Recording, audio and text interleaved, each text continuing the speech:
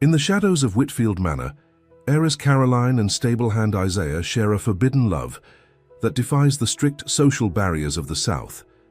When their secret romance is discovered, they must face impossible choices as they're torn between duty and the desires of their hearts. Join us for this emotional tale of sacrifice, courage, and love that refuses to be silenced by society's cruel expectations. But before we start this story, comment below FROM where you are watching us. The Whitfield mansion stood tall and proud, just like the family who owned it. For generations, the Whitfields had ruled over their land and the people who worked it. They were the kind of family everyone in South Carolina knew about. Wealthy, powerful, and not to be crossed. Caroline Whitfield was their prized daughter. At 24, she was everything a Southern lady should be. She had blonde hair that fell in perfect wave S, blue eyes that sparkled when she smiled, and manners that would make any mother proud. Her father, Thomas Whitfield, had already arranged for her to marry William Porter, the son of a banker from Charleston. The wedding was set for next spring, and everything seemed perfect. But nothing in Caroline's life was what it appeared to be. On a warm summer morning, Caroline walked across the estate grounds toward the stables. She wore a simple blue dress, her hair tied back with a ribbon. To anyone watching, she was just checking on her horse as she did most mornings, but her heart pounded in her chest with each step. Isaiah stood at the far end of the stables, his strong hands working to repair a broken bridle. At 27, he had the kind of strength that came from a lifetime of hard work. His dark skin glistened with sweat under the morning sun, and his eyes, those eyes that had captivated Caroline since childhood, looked up and found hers. "Good morning, Miss Caroline," he said, loud enough for anyone nearby to hear. "Good morning, Isaiah," she replied with a polite nod. "I was hoping you could saddle Thunder for me. I'd like to ride this morning." "Of course, miss." They moved into the stable, and as soon as they were hidden from view, everything changed. Isaiah's hand reached for hers and their fingers intertwined. "I missed you," he whispered, his voice say low and warm. Caroline's eyes filled with tears. "I missed you too. Father was watching me all evening. I couldn't get away." Isaiah gently wiped a tear from her cheek. "Don't cry. We have now." For a brief moment they stood close, their foreheads touching. In that stable they weren't master and servant. They were husband and wife bound by vows spoken in secret 3 years ago. "How much longer do we have to live this way?" Caroline asked, the question she had asked 100 times before. Isaiah sighed, the weight of their reality heavy on his shoulders. "I don't know, but we'll find a way, Caroline, I promise." They had met as children. Caroline had fallen while playing near the creek, and Isaiah, whose mother worked in the Whitfield kitchen, had helped her up. They were just kids then. She was 7, he was 10, and the differences in their stations hadn't mattered. They became friends in the innocent way children do, meeting secretly to play by the creek or in the old abandoned barn at the edge of the property. As they grew older, their friendship should have ended. That's what happened in their world. But instead, it deepened into something neither of them could fight. When Caroline turned 21, they made a decision that would change their lives forever. In the cellar of the old chapel, with only a single candle to light the darkness, they stowed before a Bible and spoke vows to each other. "I, Caroline Elizabeth Whitfield, take you, Isaiah James, to be my husband, to have and to hold, from this day forward, for better, for worse, for richer, for poorer, in sickness and in health until death do us part." Isaiah had repeated the words, his voice steady and sure. They had no rings to exchange, no preacher to bless their union, no witnesses to sign a paper. But in that moment, in their hearts and before God, they became husband and wife. Now, 3 years later, their love remained a dangerous secret. "You better saddle Thunder," Caroline said, reluctantly stepping back. "Martha will wonder what's taking so long." Martha was Caroline's maid, a woman who had served the Whitfield family for decades. She waited outside, as she always did when Caroline went riding. Isaiah nodded and moved to get the saddle. "Will I see you tonight?" "Yes," Caroline promised. "After dinner, I'll come to the old barn." They had been meeting in the abandoned barn for years. It was the only place they could be truly alone, the only place where they could be husband and wife in more than just whispered words. Isaiah led Thunder out of the stable, Caroline following behind. Martha stood waiting, her arms crossed over her chest. "There you are, Miss Caroline. I was beginning to worry." "No need to worry, Martha. Isaiah was just telling me about a loose shoe on Thunder's back hoof." Martha's eyes narrowed slightly, but she nodded. "Well, best get on with your ride. Your father wants you back for lunch. The Porters are coming to discuss wedding plans." Caroline's stomach tightened. "Of course. I won't be long." As Isaiah helped her onto the horse, his hands lingered for just a moment on her waist. It was a touch no one else would notice, but to Caroline it meant everything. She rode off, forcing a smile onto her face. The wedding plans with William Porter were moving forward, despite her silent protests. Her father was determined to join the Whitfield name with the Porter banking fortune, and Caroline had yet to find the courage to tell him she could never marry William. How could she, when she was already married in her heart? That afternoon, Caroline sat in the grand dining room of Whitfield Manor, picking at her food, while Will Porter talked about the house his father was building for them in Charleston. "It will be ready by the wedding," William said, his voice full of pride. "5 bedrooms, a proper study for me, and a garden for you, my dear." Caroline nodded, trying to appear interested. William was handsome enough with his neatly combed blonde hair and expensive suits. He treated her well and seemed genuinely excited about their future together. But when she looked at HM, she felt nothing, no warmth, no desire, none of the love that filled her heart when she was with Isaiah. "Caroline," her father's stern voice cut through her thoughts. "William asked you a question." "I'm sorry," she said quickly. "My mind was elsewhere." William smiled indulgently. "I was asking if you'd like to visit Charleston next month to see the house. Your input on the final touches would be most welcome." "Yes, of course," Caroline replied, the lie bitter on her tongue. After the Porters left, Thomas Whitfield called his daughter into his study. It was a room that had always intimidated Caroline, with its dark wood paneling and shelves lined with leather-bound books. Her father sat behind his massive desk, his grey hair and beard perfectly groomed, his eyes sharp and calculating. "You seem distracted today," he said, not bothering with pleasantries. "I didn't sleep well last night, Father, that's all." Thomas studied her for a moment. "The Porter match is a good one, Caroline. William will make a fine husband." "Yes, Father. Your mother would have been pleased." His voice softened slightly at the mention of his late wife.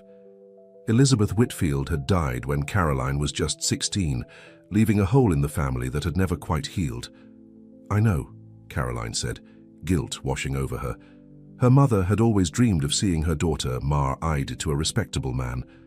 What would she think if she knew the truth? "You may go," Thomas said, turning his attention back to the papers on his desk. Caroline left the study, her heart heavy. She loved her father despite his stern nature and unyielding expectations. The thought of disappointing him, of bringing shame to the Whitfield name, was almost too much to bear. But the thought of living without Isaiah was worse. That night, after the house had gone quiet, Caroline slipped out of her bedroom window. She had been doing this for years, climbing down the trellis on the side of the house and making her way across the grounds to the old barn. The moon lit her path, and the summer air was warm against her skin. Isaiah was waiting, as he always was. He stood when she entered, and in 3 quick strides he had her in his arms. "I was afraid you wouldn't come," he said, burying his face in her hair. "Nothing G could keep me away," Caroline whispered, clinging to him. "Nothing." They sat together on a pile of old blankets they kept hidden in the barn. Isaiah had brought a small lantern, its soft glow creating a circle of light around them. In that light, they could almost forget the world outside, a world that would tear them apart if it discovered their secret. "The Porters came today," Caroline said, her head resting on Isaiah's shoulder. "William talked about our house in Charleston." Isaiah's body tensed beside her. "What did you say?" "What could I say?" I nodded and smiled, like the good Southern lady I'm supposed to be. Isaiah took her hand, his thumb tracing circles on her palm. "We can't keep doing this, Caroline. Sooner or later, we'll have to make a choice." "What choice do we have?" Tears filled her eyes again. "If we run, they'll hunt us down. If we stay and tell the truth, they'll—" She couldn't finish the sentence. They both knew what would happen if the truth came out. Isaiah would be beaten, possibly killed, and Caroline would be disowned, cast out from the only family and home she'd ever known. "We could go north," Isaiah suggested, not for the first time. "There are places where we could live together as man and wife. And how would we get there? We have no money, no friends who could help us." Caroline shook her head. "And even if we made IT, how would we live? What would we do?" Isaiah had no answer. The dream of escaping to the north, of finding a place where their love could exist in the light, was just that. A dream. The reality was much harsher. "I love you," he said instead, his voice fierce with emotion. "Whatever happens, remember that. I have loved you since we were children, and I will love you until my last breath." Caroline turned to face him, taking his beloved face in her hands. "And I love you. You are my husband, Isaiah, in the eyes of heaven, if nowhere else." They kissed then, a desperate, hungry kiss that spoke of all the longing and fear and hope that filled their hearts. For a few precious hours, they could forget the world outside and be together as they were meant to be. But morning always came too soon. As the first light of dawn began to creep across the sky, Caroline reluctantly pulled away. "I have to go. Martha will be coming to wake me soon." Isaiah nodded, helping her to her feet. "Tomorrow night?" "Yes," Caroline promised. "Tomorrow night." They shared one last kiss before Caroline slipped out of the barn and hurried back across the grounds. The house was still quiet as she climbed the trellis and crawled through her window. She changed quickly into her nightgown and got into bed, her heart still racing from the night's secret meeting. She had just closed her eyes when Martha knocked on the door. "Miss Caroline, are you awake? Your father wants to speak with you before breakfast." Caroline sat up, trying to look as though she'd been sleeping. "Come in, Martha." The older woman entered, carrying a basin of warm water. "You look tired, child. Did you not sleep well again?" "I had strange dreams," Caroline lied, getting out of bed. Martha helped her wash and dress, chattering about the day's plans. Caroline only half listened, her mind still with Isaiah in the barn. When she went downstairs, she found her father in the dining room reading a newspaper. He looked up as she entered. "Good morning, Father," Caroline said, taking her seat. "Caroline." He nodded, setting aside his paper. "I've been thinking about your distraction yesterday. Perhaps you need a change of scenery." Caroline's heart skipped a beat. "What do you mean?" "I'm sending you to visit your Aunt Margaret in Savannah for a few weeks. The sea air will do you good, and it will give you time to think about your future with William." Panic rose in Caroline's throat. "But Father, It's decided," Thomas said firmly. "You'll leave tomorrow. Martha will accompany you, of course." Caroline fought back tears. Weeks away from Whitfield Manor meant weeks away from Isaiah. "How long will I be gone?" "A month, perhaps longer, until you seem more settled." The Mee sage was clear. Her father had noticed something was wrong, and he wanted her away from whatever or whoever was causing it. "Yes, Father," Caroline said quietly, knowing argument was pointless. That afternoon, while Martha packed her trunks, Caroline managed to slip away to the stables. Isaiah was working, and several other men were nearby, making private conversation impossible. "Isaiah," she said formally, "would you saddle Thunder for me? I'd like one last ride before my trip." He looked up, confusion in his eyes. "Trip, Miss Caroline?" "Yes. I'm going to visit my aunt in Savannah. I leave tomorrow." She saw the understanding dawn on his face, followed by a flash of pain that he quickly masked. "Of course, miss, right away." As he prepared the horse, Caroline stood nearby, wishing desperately they could speak freely. When he helped her mount, she whispered, "The barn, midnight." He gave a slight nod, and then she was riding away, her heart breaking at the thought of their impending separation. That night, Caroline waited until the house was completely silent before making her escape. The sky was cloudy, making her journey to the barn more difficult, but she knew the way by heart. Isaiah was already there, pacing anxiously. When she entered, he pulled her into his arms with a desperation that took her breath away. "A month," he said, his voice rough with emotion. "How will I bear it?" "It might be longer," Caroline admitted, clinging to him. "Father says, until I'm settled." "I think he suspects something." Isaiah pulled back, his eyes searching hers. "Has someone seen us, talked?" "I don't know, but he said I needed to think about my future with William." She choked on the name. "As if there could ever be a future with anyone but you." They held each other in silence for a long moment, the reality of their situation pressing down on them. "When you come back," Isaiah finally said, "we need to make a decision. We can't go on like this forever, Caroline. Sooner or later, someone will discover the truth." She nodded against his chest. "When I come back, we'll find a way. I promise." They spent their last night together, wrapped in each other's arms, saying with touches and kisses what words couldn't express.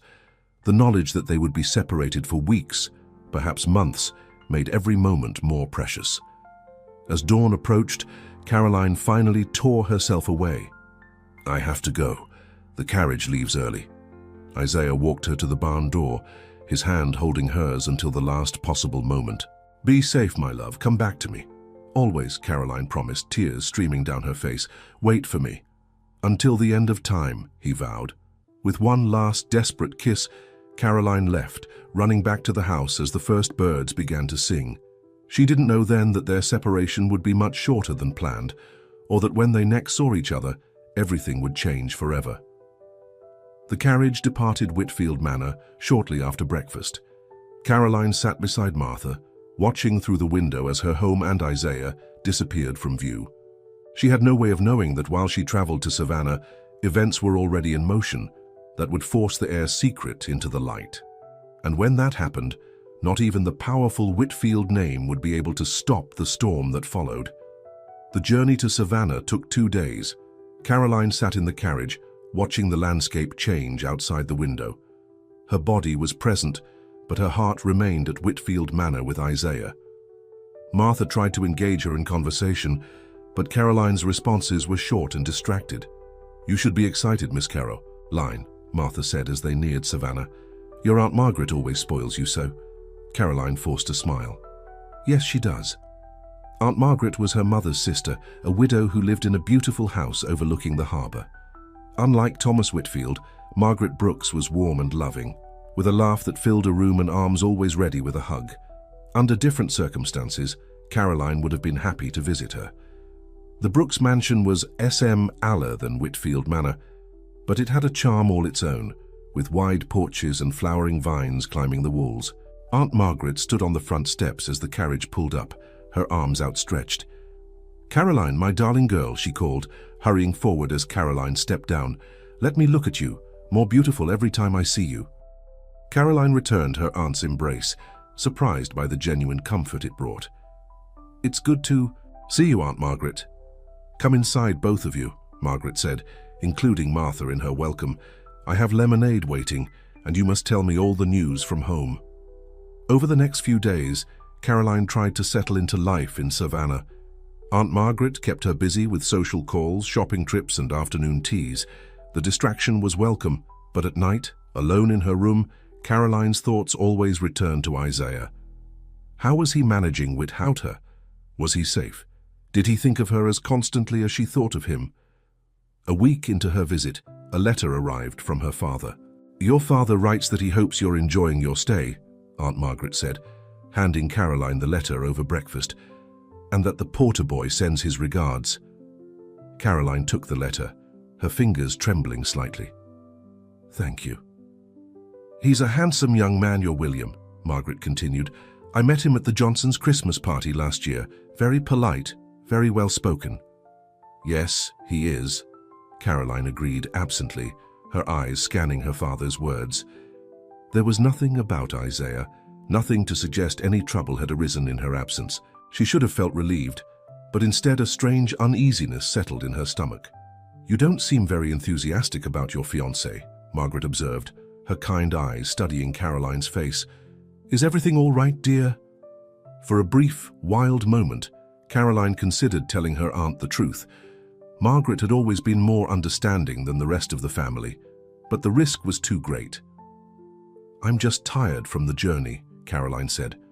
"And I miss home." Margaret patted her hand. "Of course you do, but a month away will pass quickly, and you'll return with fresh perspective."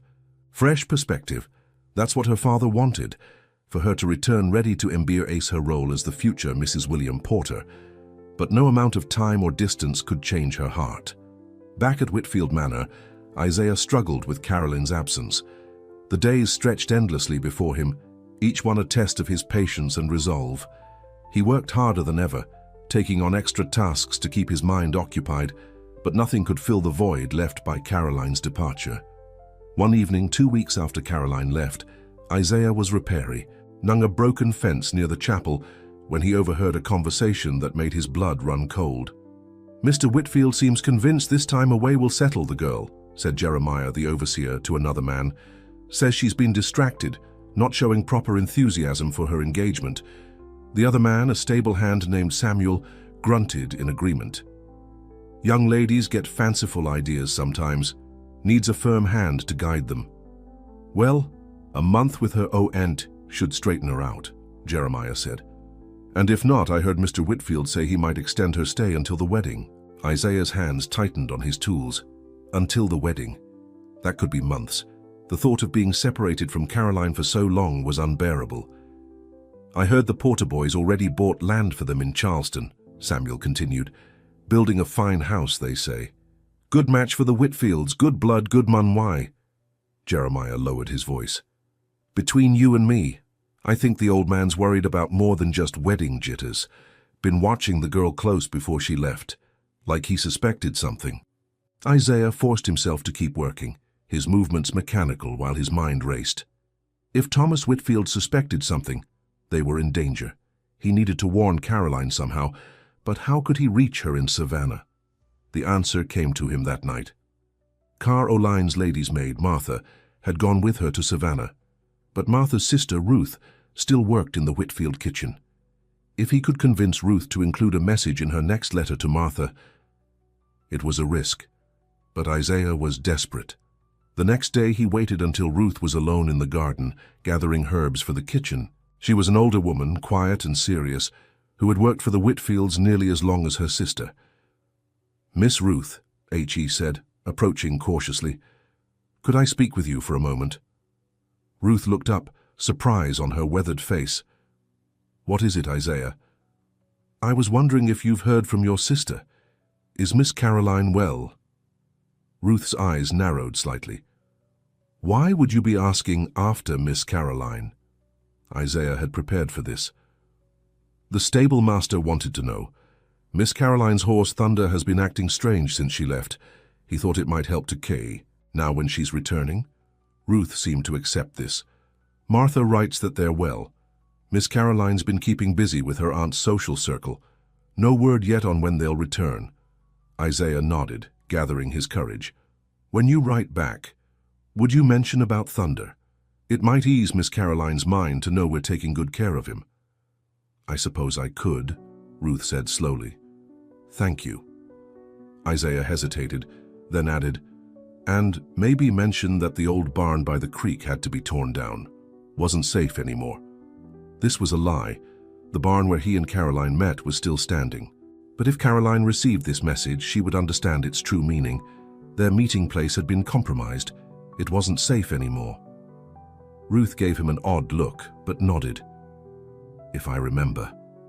Isaiah walked away, his heart pounding. It wasn't much, but it was the only warning he could send. Now all he could do was wait and pray the message reached Caroline in time. In Savannah, the days passed in a blur for Caroline. Aunt Margaret kept her social calendar full, introducing her to Savannah's finest families, and taking her to concerts, dinners, and afternoon teas. Through it all, Caroline smiled and nodded, and said all the right things while her thoughts remained with Isaiah. 3 weeks into her visit, Martha brought a letter to Caroline's room. "From my sisty R, miss," she said, her voice oddly stiff. "She mentioned something about your horse that I thought you should know." Caroline took the letter, thanking Martha with a distracted smile. But as soon as the maid left, she tore it open and scanned the contents until she found what she was looking for. "And please tell Miss Caroline that her horse Thunder is well, though he misses her greatly." Also, the old barn by the creek had to be torn down. The master essayed it wasn't safe anymore. Caroline's blood turned to ice. The barn torn down? No, that couldn't be right. The barn was their special place, their sanctuary. Isaiah wouldn't let anyone tear it down unless it was a message, a warning. Her father suspected something. Perhaps he even knew about her and Isaiah. That's why he had sent her away, not for a change of scenery, but to separate them. Caroline paced her room, panic rising in her chest. She had to go back. She had to warn Isaiah to make sure he was safe. But how? Her father wouldn't allow her to return early, and Aunt Margaret would never let her travel alone. A knock at the door interrupted her thoughts. It was Aunt Margaret. "Caroline, dear, I've just had a letter from your father.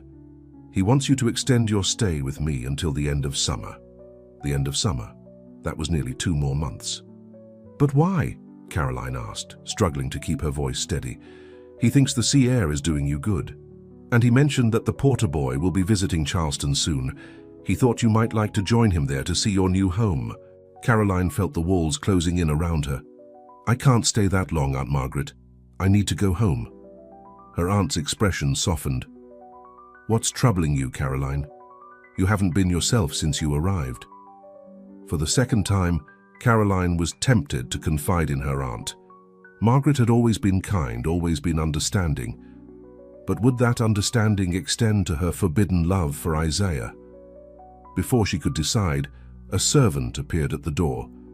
"Excuse me, Mrs. Brooks, but there's a messenger from Whitfield Manor. Says it's urgent." Caroline's heart stopped. A messenger from home? What had happened?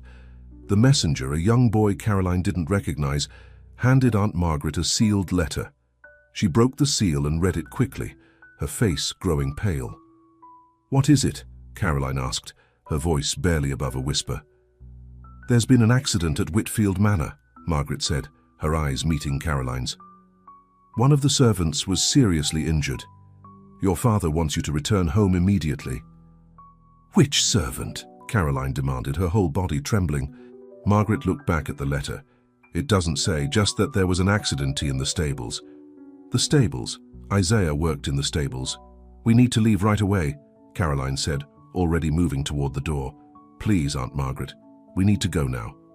Within the hour, Caroline was in a carriage heading back to Whitfield Manor, Martha beside her and Aunt Margaret across from them. The journey that had taken 2 days on the way to Savannah now seemed endless.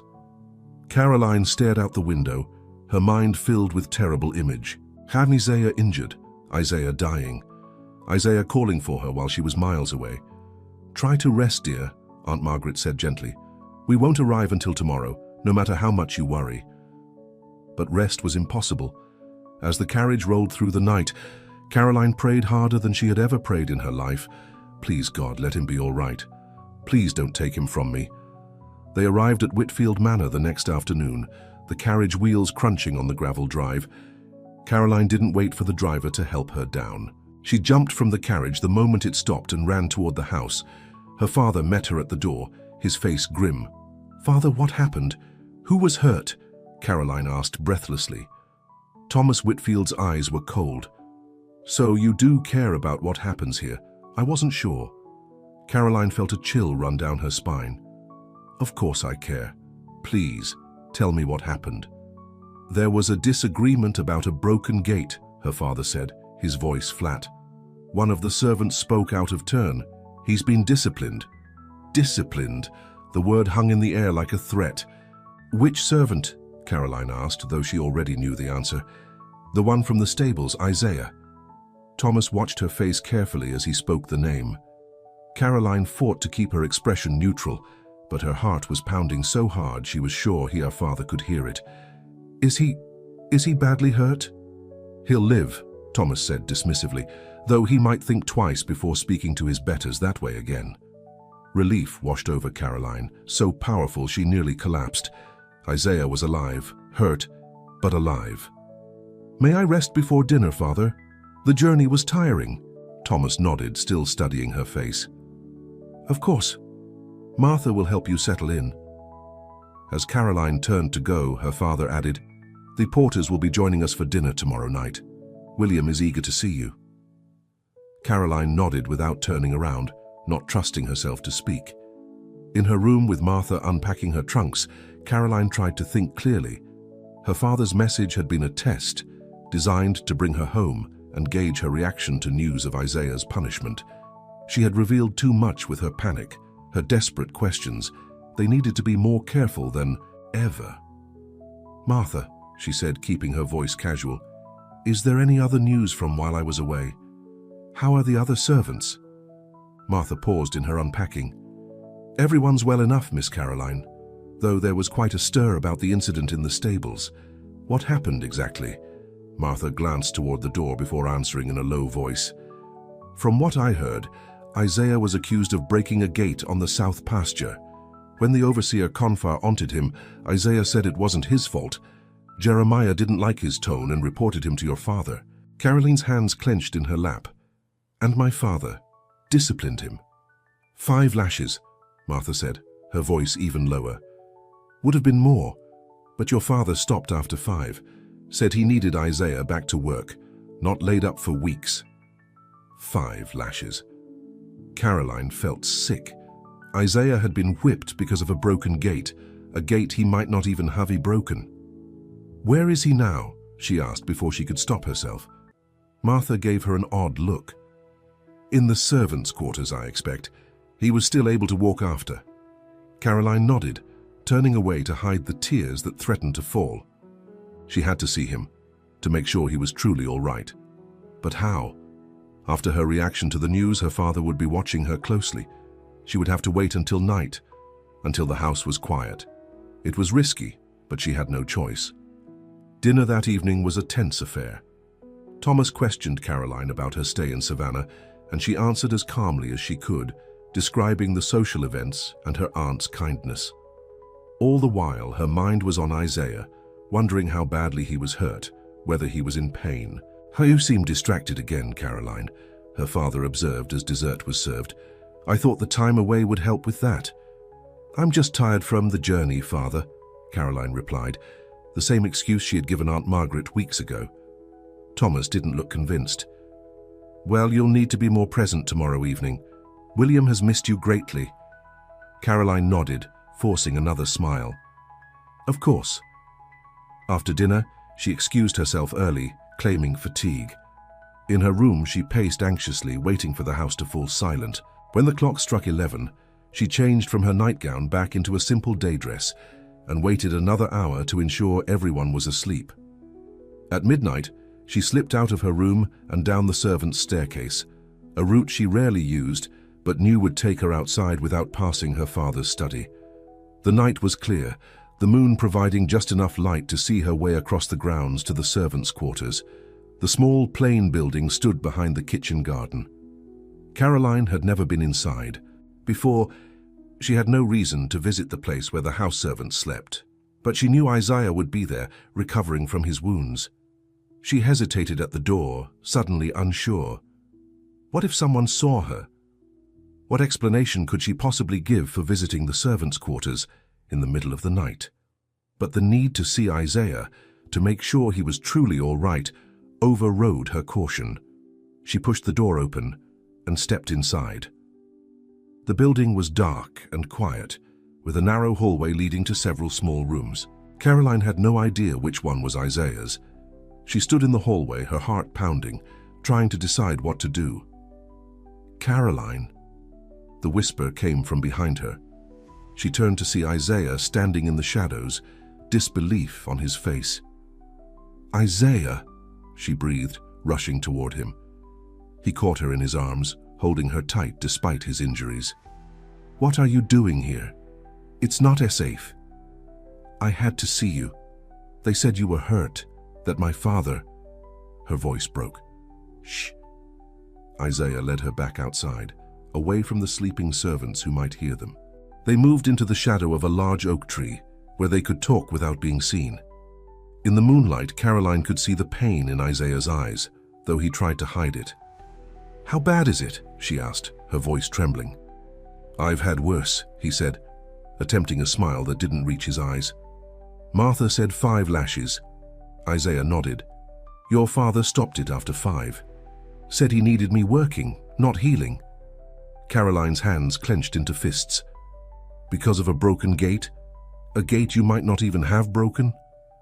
The gate doesn't matter. It was an excuse.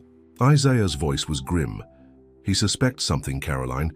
The way he looked at me during the whipping, he was watching for a reaction, not from me, but from the other servants, like he was waiting to see if anyone would object too strongly.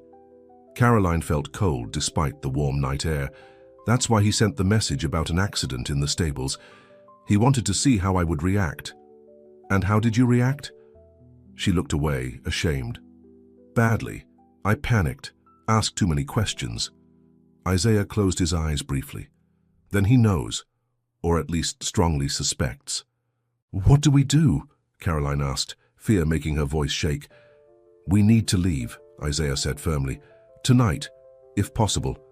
Tomorrow at the latest. Leave? But where would we go? How would we live? I have friends in the north, people who would help us. Isaiah took her hands in his. I've been saving what little money I could. It's not much, but it might get us to Philadelphia. There are communities there where we could live. Not easily, but together. Caroline stared at him, the reality of what he was suggest. Ting sinking in, leaving Whitfield Manor, leaving her family, her home, everything she had ever known, becoming a fugitive with Isaiah. My father would come after us, she said, voicing her greatest fear. Not if he couldn't find us. Not if we disappeared completely. It was a desperate plan filled with risks, but what choice did they have? If they stayed, they would be separated forever. Isaiah might even be sold to another plantation, sent far away, where she would never see him again. All right, she said, her decision made. Tomorrow. Night. After dinner. I'll meet you at the old chapel. The chapel was risky. It was on the estate, not hidden like the barn had been, but it was also closer to the main road. They could slip away more quickly from there. Isaiah nodded, relief washing over his face. I'll be ready. Bring only what you can carry easily. We'll need to move fast. Caroline reached up to touch his face, tracing the line of his jaw with her fingers. I'm afraid, she admitted. So am I, Isaiah said honestly, but I'm more afraid of living without you. They held each other for a moment longer, both aware that this might be their last night at Whitfield Manor, the place where they had grown up, where they had fallen in love, despite everything that should have kept them apart. I love you, Caroline whispered against his chest. And I love you, Isaiah replied, his arms tightening around her. Tomorrow night, we start our life to get her. A real life, not stolen moments in shadows. Caroline returned to the house the same way she had left, her heart both heavy and light. They were going to leave, to run away together. It was terrifying and exhilarating all at once. In her room, she sat on the edge of her bed, thinking about what to take with her. Clothes, of course, but only what she could fit in a small bag. Money, she had some jewelry she could sell, and perhaps a few keepsakes, small reminders of her mother. Everything else she would leave behind. As dawn broke, Caroline finally lay down to sleep, her mind still racing with plans and fears. She slept fitfully, waking mid-morning to Martha's gentle knock. Miss Caroline, your father's asking for you. Caroline dressed quickly, her stomach tight with anxiety. Had her father somehow discovered her nighttime visit to the servants' quarters? Was Isaiah in danger again? She found Thomas in his study, reading correspondence at his desk. He looked up as she entered. Ah, Caroline, did you sleep well? Yes, father, she lied, standing before his desk with her hands clasped tightly in front of her. Good. I wanted to remind you about dinner with the Porters tonight. Wear the blue dress your mother liked. It suits you. Caroline nodded, relief flooding through her. This was just about dinner, not about Isaiah. Yes, father. As she turned to Lee. Hey, Thomas added, and Caroline, I expect you to be fully present tonight. William deserves your complete attention. The implication was clear. No more distraction, no more distance. She was to play the part of the devoted fiancée, whether she felt it or not. Of course, father, she said, managing a smile that felt like a grimace. Throughout the day, Caroline moved through the house like a ghost, saying silent goodbyes to the rooms and objects that had been part of her life for 24 years. The portrait of her mother in the drawing room, the piano she had learned to play on, the view from her bedroom window of the gardens her mother had loved. She wouldn't see any of it again after tonight. As evening approached, she dressed carefully in the blue gown her father had requested. It was a beautiful dress, the color of a summer sky, with delicate lace at the neckline and cuffs. Her mother had always said it brought out the blue of her eyes. Martha arranged her hair, pinning it up in an elegant style that left a few curls framing her face. "You look beautiful, Miss Caroline," she said, stepping back to admire her work. "Mr. Porter will be speechless." Caroline smiled weakly. "Thank you, Martha." If the maid noticed anything unusual in Caroline's behavior, she didn't mention it. But as Caroline left her room to go downstairs, Martha touched her arm gently. "Be careful, Miss Caroline," she said quietly. "Whatever you're planning, be careful." Caroline stared at her, shocked. Did Martha know? Had she guessed their plans to escape? But Martha simply patted her arm and stepped back, her face giving nothing away. "The Porters have arrived. You shouldn't keep them waiting." Downstairs, William Porter was all smiles and compliments, taking Caroline's hand and pressing it to his lips. "You are a vision, my dear. Savannah clearly agreed with you." Caroline forced herself to smile, to engage in the small talk and pleasantries that were expected of her. All the while her mind was on the small bag hidden under her bed, packed and ready for her escape, and on Isaiah, who was even now preparing for their journey north. Dinner seemed endless. Thomas dominated the conversation, discussing business with William's father and the upcoming wedding with his mother. Caroline answered questions when asked, laughed at the right moments, and tried not to look at the clock too often. "We were thinking perhaps a September wedding," Mrs. Porter said, smiling at Caroline. "The weather would be perfect, and it would give us just enough time to finish all the preparations. September, less than 3 months away." Caroline nodded, knowing she would be far away by then, her disappearance a scandal that would rock 3 counties. "September sounds lovely," she managed to say. William reached across the table to take her hand. "I can hardly wait to make you my wife, Caroline." The sincerity in his voice made her feel a moment of guilt. William wasn't a bad man. He didn't deserve the humiliation her disappearance would cause him, but she couldn't marry him, couldn't pretend to love him when her heart belonged to Isaiah. After dinner, while the men enjoyed brandy in the study, Mrs. Porter cornered Caroline in the drawing room. "I've been speaking with the dressmaker in Charleston," she said excitedly. "She has the most beautiful lace from France that would be perfect for your wedding gown. We should schedule a fitting soon." "Yes, of course," Caroline agreed, her gaze drifting to the clock on the mantel. 9 o'clock. The Porters would leave soon, and then she would wait for the house to quiet before slipping away to meet Isaiah. But the Porters showed no sign of leaving. Mr. Porter and her father were deep in conversation about a business venture, and Mrs. Porter seemed determined to discuss every detail of the wedding with Caroline. 10 o'clock came and went. Then 11. Caroline's anxiety grew with each passing minute. Isaiah would be waiting at the chapel, wondering where she was, perhaps fearing she had changed her mind. Finally, just before midnight, the Porters prepared to leave. William M. kissed Caroline's hand again, his eyes full of affection. "Until next time, my dear," he said. "Perhaps you could visit Charleston soon to see the house. It's nearly finished." "I'd like that," Caroline lied, knowing she would never see the house William had built for their future together. After the Porters left, Thomas turned to Caroline, his expression unreadable. "You were better tonight. More like yourself." "Thank you, Father," Caroline said, anxious to be excused. "If you don't mind, I'm quite tired. I think I'll go to bed." Thomas nodded. "Of course. Good night, Caroline." She kissed his cheek, a lump forming in her throat. This was goodbye, though he didn't know it. Despite everything, he was still her father, and a part of her would always love him. "Good night, Father," she said softly. In her room, Caroline changed quickly from her elegant blue gown into a simple dress, one that would draw less attention during their journey.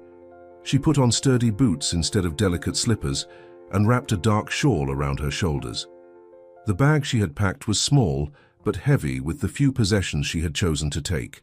A change of clothes, her mother's locket, a small amount of money and the few pieces of jewelry she owned that might be sold for cash. She waited until the house was completely silent, until she was sure her father had retired to High S room and the servants had finished their evening tasks. Then, with a last look around the bedroom that had been hers since childhood, she slipped out the door and down the back stairs. The night was dark, clouds covering the moon and stars. Caroline moved carefully across the grounds, staying close to the shadows of trees and buildings. The chapel stood on a small hill at the edge of the estate, its stone walls pale in the darkness.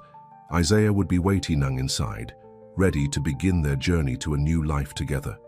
A life where they could be husband and wife, not just in the eyes of heaven but in their daily reality. Caroline's heart pounded with fear and excitement as she approached the chapel. In a few hours they would be far from Whitfield Manor, on their way to the north and freedom. She reached for the chapel door, her hand trembling slightly. Behind her, a voice spoke from the darkness. "Going somewhere, Caroline?" She whirled around, her breath catching in her throat. Her father stood there, his face half in shadow, his eyes cold as ice. And he wasn't alone. "Father," Caroline gasped, clutching her small bag against her chest like a shield. Thomas Whitfield stepped forward, his face now visible in the dim light. Behind him stood Jeremiah, the overseer, and two other men Caroline recognized as field hands. Strong men, chosen for their size and loyal LTI to the Whitfield name. "Did you really think you could slip away unnoticed?" Thomas asked, his voice dangerously quiet. "That I wouldn't be watching after your little display yesterday?" Caroline's mind raced. She needed to protect Isaiah. If her father didn't yet know he was waiting in the chapel. "I couldn't sleep," she said quickly. "I thought a walk might help. The chapel has always brought me peace. At midnight, dressed for travel, with a bag packed?" Thomas gestured to the small bag she still clutched. "Do you take me for a fool, Caroline?" Before she could answer, the chapel door opened behind her. Isaiah stood there, his tall frame silhouetted against the faint light of a single candle inside. "Caroline?" he said, before seeing the others. His body tensed immediately, ready to run or fight. "Ah," Thomas said, a cold smile spreading across his face. "And here's the reason for your midnight St. Roll. I suspected as much." Caroline moved to stand beside Isaiah, her hand finding his in the darkness. There was no point in denying it now. They had been caught. "Yes," she said, lifting her chin defiantly. "We were leaving together." Thomas's face hardened. "Leaving? My daughter? Running away with a slave? Have you lost your mind, girl?" "I love him," Caroline said simply, squeezing Isaiah's hand. "And he loves me." Jeremiah spat on the ground. "Discuss. Ting? No better than an animal putting his hands on a white woman." Isaiah's body tensed beside her, but he remained silent, his eyes never leaving Thomas Whitfield's face. "Get her inside," Thomas ordered the men, "and bring him to the courtyard. It's time he learned what happens to slaves who forget their place." The men moved forward. One grabbed Caroline's arm, trying to pull her away from Isaiah. She resisted, clinging to him desperately. "No, father, please, don't hurt him." Isaiah gently pried her fingers from his arm. "Go with them, Caroline," he said softly. "Don't make this worse." "Listen to him," Thomas said. "At least he has sense enough to know this is over." But Caroline shook her head, tears streaming down her face. "It's not over. It will never be over. I love him." Thomas's face darkened with rage. "Love? You speak of love with this property? He is owned, Caroline. He is a thing, not a man, and certainly not someone you could love." "He's more of a man than you'll ever be," Caroline shot back, her fear giving way to anger. "And he is not a thing. He's my husband." A shocked silence followed her words. Even Isaiah looked stunned that she had revealed their secret vows. Thomas recovered first, laughing without humor. "Your husband? Have you completely lost your senses? You cannot marry a slave. The law forbids it. The church forbids it. God himself forbids it." "God sees our hearts," Caroline said firmly. "In the eyes of heaven we are married. We spoke our vows in this very chapel 3 years ago." 3 years? Thomas's voice was a dangerous whisper. "You've been carrying on this abomination for 3 years under my roof?" "It's not an abomination," Caroline insisted. "It's love, pure and true." Thomas turned to the men. "Take her to the house, lock her in her room, I'll deal with her later." 2 of the men grabbed Caroline's arms, dragging her away from Isaiah despite her struggles and screams. She fought wildly, kicking and scratching, but they were too strong. "Isaiah!" she cried as they pulled her down the hill toward the house. "Isaiah!" He couldn't answer. Jeremiah had already knocked him to the ground with a blow to the face. As Caroline was dragged away, she saw her father standing over Isaiah, saying something she wouldn't hear. The men took her to the house and up to her room. They weren't gentle. By the time they pushed her through the door, her arms were bruised and her hair had come loose from its pins, falling around her tear-streaked face. "Your father says to stay put, miss," one of the men said as they closed the door. Caroline heard the key turn in the lock, trapping her inside. She ran to the window, trying to see the courtyard where they would take Isaiah, but her room faced the wrong direction. She could see nothing but the dark gardens and, beyond them, the road that should have carried them to freedom. Caroline paced her room, frantic with worry. What were they doing to Isaiah? The memory of his back after just 5 lashes made her sick with fear.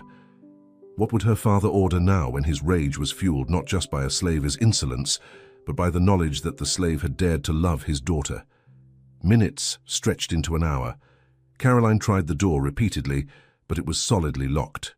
She considered breaking the window and climbing down the trellis again, but even if she made it to the ground, what then? She didn't know where they had taken Isaiah or what she could do to help him. Finally, she heard footsteps in the hallway. The key turned in the lock and her father entered, his face like stone. "Father," Caroline began, rushing toward him.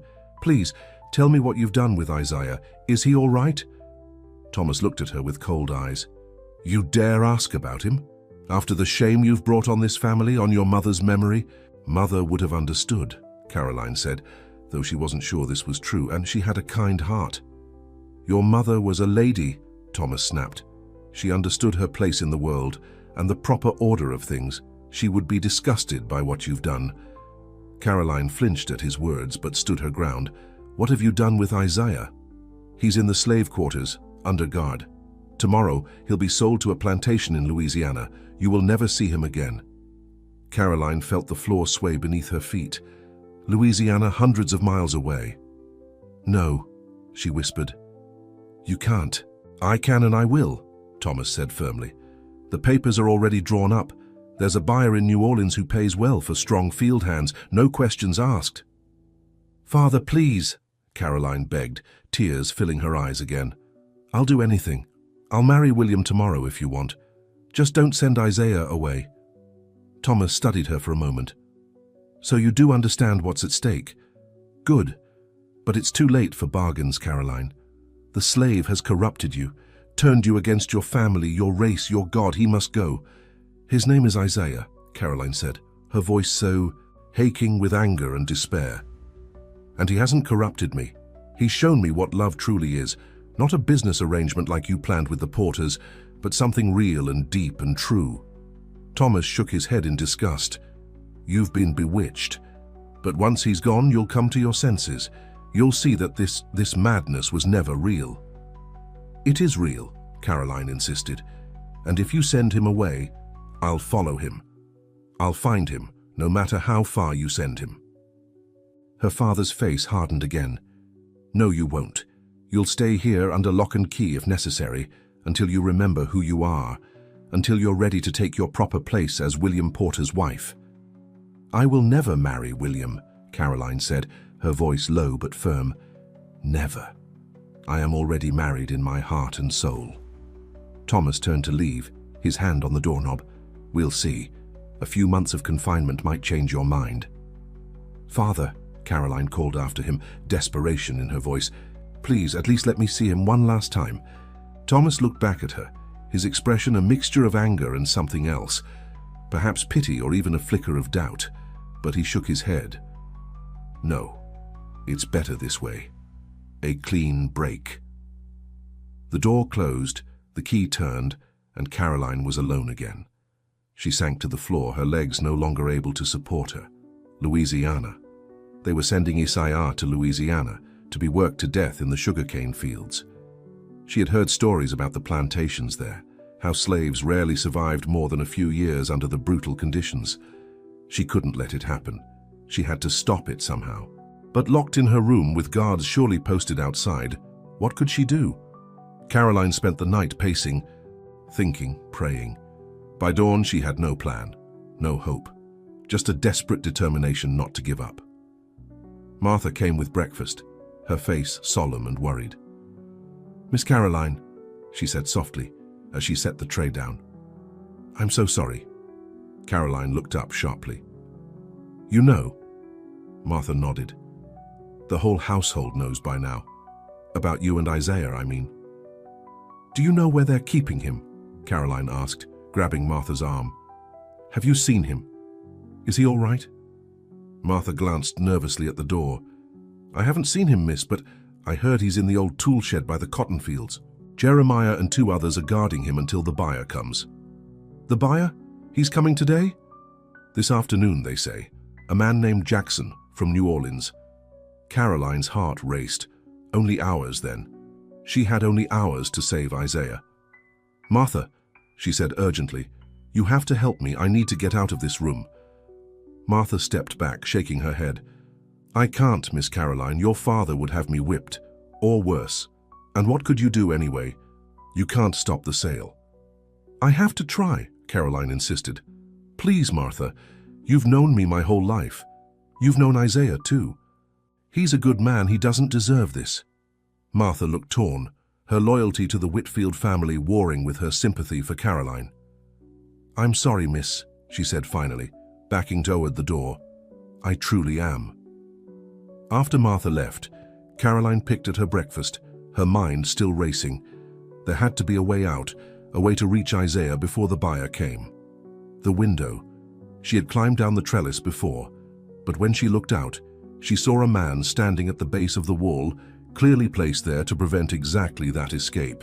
The lock on the door was solid, impossible to pick with the few hairpins she had. And even if she could somehow get out, the tool shed was across the estate, near the cotton fields. She would be seen long before she reached it. Hours passed. Caroline alternated between pacing, crying, and praying. The sun climbed higher in the sky, then began its descent. Afternoon had come. The buyer would arrive soon, if he hadn't already. Then she heard a commotion outside.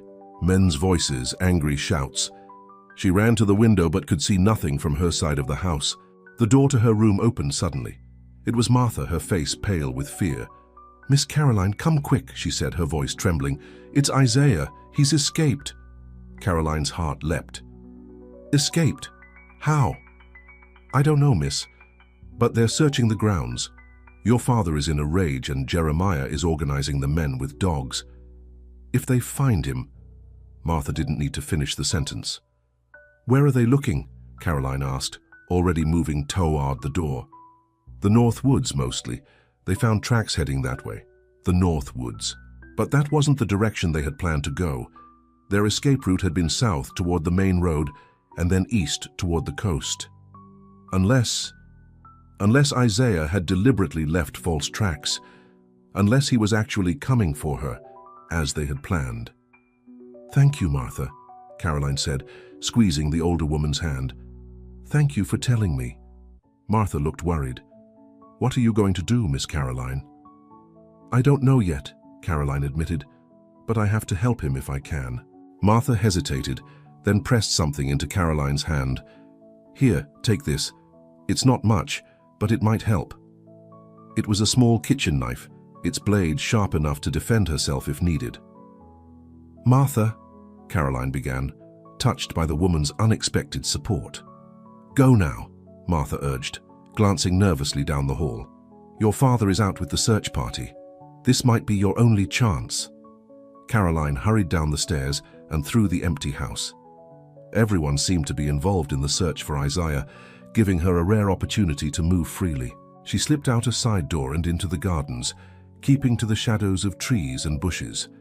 The sun was setting, casting long shadows across the grounds.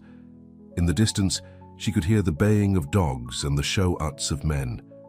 The North Woods were to her right, where the search was concentrated. But Caroline didn't go that way. Instead, she moved south toward the old chapel where they had been caught the night before. It was a guess, but it was all she had. The chapel had been their meeting place once before, the place where they had spoken their vows. If Isaiah had escaped and was looking for her, he might go there first. The chapel was dark and silent as she approached. No candle burned inside as it had the night before. Caroline hesitated at the door, suddenly afraid. What if she was wrong? What if Isaiah had truly fled to the North Woods and was even now being hunted down by her father's men and their dogs? But she had to try. Gathering her courage, she pushed open the door and stepped inside. "Isaiah?" she whispered into the darkness. "Are you here?" Silence. The chapel was empty, just stone walls and wooden pee. Cool and still in the gathering dusk. Caroline's hope faltered. She had been wrong. Isaiah wasn't here. Perhaps he had truly escaped, running for his freedom alone, believing she was locked away beyond his reach. She couldn't blame him if he had. She would want him to be free, even if it meant they were separated. With a heavy heart, she turned to leave, and froze. A figure stood in the doorway, silhouetted against the fading light outside. "Caroline?" Her heart soared at the sound of his voice. "Isaiah!" He rushed forward, gathering her into his arms with a desperation that matched her own. She clung to him, feeling his solid warmth, breathing in his familiar scent. "Are you all right?" she asked, pulling back to look at his face in the dim light. "They said you escaped." "I had help," Isaiah said, his voice low. "Ruth, Martha's sister, brought me food this morning. She left the door unlocked and told the guards my meal was coming later." Caroline made a mental note to thank Ruth if she ever saw her again. "They're searching the North Woods for you." "I know. I left tracks leading that way before doubling back." Isaiah stroked her face gently. "I couldn't leave without you, Caroline. I had to try one more time." "I'm here now," she said, taking his hands in hers. "We can still go, still get away." Isaiah's expression turned grim. "It won't be easy. They have dogs, horses, and your father has sent for the local militia to help with the search." "Then we have to move quickly," Caroline urged, "before they realize I'm gone too." Isaiah nodded, his decision made. "There's a wagon waiting on the South Road. A friend, a free man who sometimes trades with the estate, is helping us. He'll take us as far as the coast. From there we can find passage north." Hope bloomed in Caroline's chest. They still had a chance. "Ellie, it's go now," before the sound of horses approaching cut her off. Many horses moving fast. Isaiah's face tensed. "They've realized you're gone. They're coming back to the house." "Will they check the chapel?" Caroline asked, fear gripping her heart again. "Eventually. We need to move." Isaiah took her hand, leading her toward the back of the chapel, where a small door led out to the cemetery beyond. They slipped outside just as the first riders appeared up the path leading to the chapel's front entrance. In the gathering darkness, Caroline and Isaiah crouched behind tombstones, watching as men with lanterns began to search the grounds. "This way," Isaiah whispered, tugging her toward the line of trees that bordered the cemetery. "Stay low." They moved from shadow to shadow, freezing whenever a searcher came too close. The woods beyond the cemetery were thick with underbrush, making progress slow but providing good cover. "How far to the road?" Caroline whispered as they paused behind a large oak tree. "Half a mile, maybe more," Isaiah replied, his eyes constantly scanning their surroundings. "Moses, my friend with the wagon, will wait until midnight. If we don't come by then, he'll have to leave without us." Caroline nodded, determination steeling her nerves. Half a mile through woods with searchers all around them. It wouldn't be easy, but it was their only chance. They continued on, moving as quietly as possible through the underbrush. The sound of the search grew fainter as they put distance between themselves and the chapel. Then a new sound reached them, the baying of dogs. The search party had brought the dogs back from the North Woods. "They'll track us from the chapel," Isaiah said grimly. "We need to move faster." They abandoned caution for speed, pushing through the woods as quickly as they could. Branches scratched Caroline's face and arms, and her dress caught on thorns, but she ignored the discomfort. Freedom was ahead, and capture behind. Nothing else mattered. The dogs grew louder, closer. The animals had their scent now, and were leading the searchers straight to them. "We're not going to make it," Caroline gasped as they stumbled into a small clearing. "They're too close." Isaiah looked around desperately, then pointed to a shallow stream that yet through the woods. Water. It might confuse the dogs, at least for a while. They splashed into the cold water, following the stream as it wound through the trees. The water was only ankle deep, but it flowed swiftly, carrying their scent away from the pursuing dogs. For a time, the strategy seemed to work. The baying grew more confused, less certain, but they couldn't stay in the water forever. Eventually, they had to return to dry land, and when they did, the dogs would find their scent again. "The road should be just beyond those trees," Isaiah said, pointing ahead. "Once we reach the wagon, we still have a chance." They left the stream, moving quickly through the final stretch of woods. Through the trees, Caroline could see the pale line of the road, and on it, the dark shape of a waiting wagon. "There it is," she breathed, hope surging within her. "We're going to make it." But at that moment, a shouty came from behind them. "There, I see them!" They had been spotted. The chase was on in earnest now. "Run!" Isaiah urged, pulling Caroline toward the road. "Don't look back, just run!" They burst from the trees onto the road, startling the horse hitched to the waiting wagon.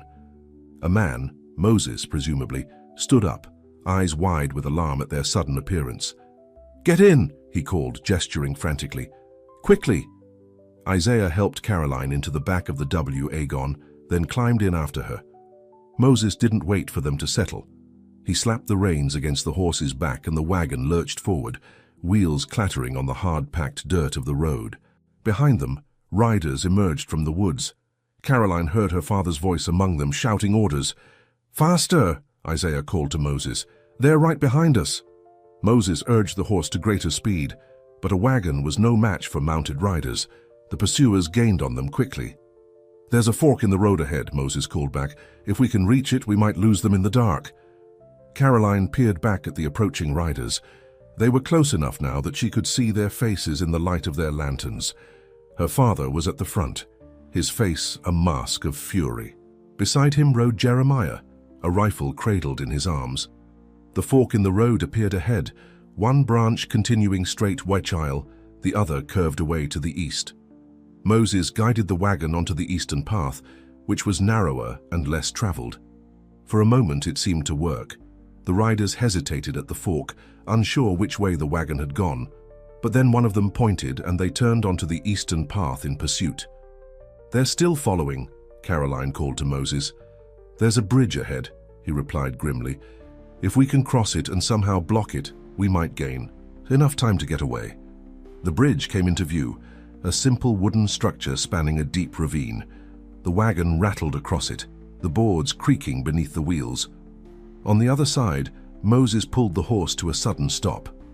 "Isaiah, help me!" he shouted, jumping down from the driver's seat.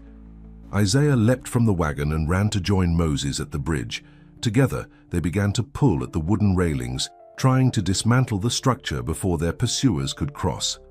Caroline climbed down to help, but Isaiah waved her back. "Stay in the wagon, be ready to go." The riders were nearly at the bridge now. Jeremiah in the lead raised his rifle. "Get down," Moses shouted, throwing himself flat. Isaiah turned just as the shot rang out. He stumbled, clutching his shoulder, but remained standing. Blood seeped between his fingers. "Isaiah!" Caroline screamed, running toward him despite his warning. Another shot fired, splintering the wood of the bridge near Isaiah's feet. He staggered back, away from the bridge, as Moses ran to support him. "Go!" Moses urged, helping Isaiah toward the wagon. "We can't stop them now." They scrambled back into the wagon, Isaiah grimacing in pain as the movement jarred his wounded shoulder. Moses slapped the reins again, and the wagon lurched forward, continuing down the eastern road. Behind them, the riders crossed the bridge in pursuit, gaining ground with every passing moment. "We'll never outrun them," Caroline said, tears streaming down her face as she tried to bind Isaiah's wound with a strip torn from her petticoat. "And you're hurt." Isaiah looked at her, his eyes filled with a mixture of pain and determination. "I won't let them take you back, Caroline. I won't." "There's a place ahead," Moses called back to them. "A farm owned by friends. If we can reach it, the eye might help us." But even as he spoke, more riders appeared on the road ahead of them, blocking their path. They were trapped, caught between two groups of pursuers. Moses pulled the horse to a stop, defeat evident in the slump of his shoulders. "I'm sorry," he said quietly. "I tried." The riders surrounded the wagon, rifles and pistols aimed at the three fugitives. Thomas Whitfield rode forward, his face a thundercloud of rage. "Get down, all of you, They ordered. "Now!" Moses complied first, raising his hands in surrender. "I mean no harm, sir. I was just helping friends." "Friends?" Thomas spat. "You were helping a runaway slave and an ungrateful daughter. That makes you an enemy of the Whitfield family." One of the men grabbed Moses, binding his hands behind his back. "What should we do with him, Mr. Whitfield?" "Take him back to the estate," Thomas said coldly. "He'll face justice there." Isaiah tried to stand in the wagon, but his wound made him unsteady. Caroline supported him, her arm around his waist. "Father, please," she begged. "Isaiah is hurt. He needs a doctor." "He needs a lesson," Thomas replied, his voice like ice. "And so do you, daughter. Get down from there, both of you." When neither of them moved, Thomas nodded to Jeremiah. The overseer and another man approached the wagon, reaching up to drag them down. Caroline fought, kicking and SC-ratching as she had the night before. Isaiah tried to defend her, but his injury and loss of blood had weakened him. They were both pulled roughly from the wagon and forced to their knees on the hard-packed dirt of the road. Thomas dismounted, walking slowly toward them. In the light of the lanterns held by his men, his face was a mask of cold fury. "Did you really think you could escape?" he asked, looking down at them. "That I would let my daughter run OF with a slave?" "He's not just a slave," Caroline said, her voice steady despite her fear. "He's a man, a good man, and I love him." Thomas backhanded her across the face, the blow snapping her head to the side. "Silence!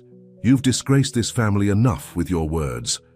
Isaiah lunged forward at the sight of Caroline being struck, but the men holding him forced him back down. Blood continued to seep from his shoulder wound, staining his shirt a dark crimson. "As for you," Thomas said, turning to Isaiah, "you've forgotten your place for the last time. No plantation in Louisiana for you now.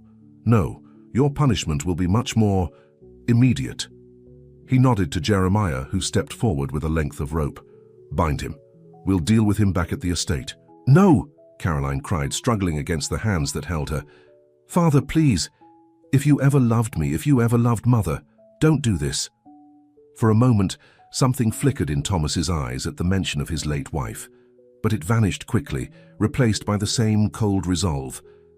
"Take them back," he ordered, "the girl to her room under guard, the slave to the courtyard, and send for the doctor, not for him, but to examine my daughter afterward. I want to know if she's been ruined." Caroline was dragged to her feet and forced onto a horse behind one of the riders.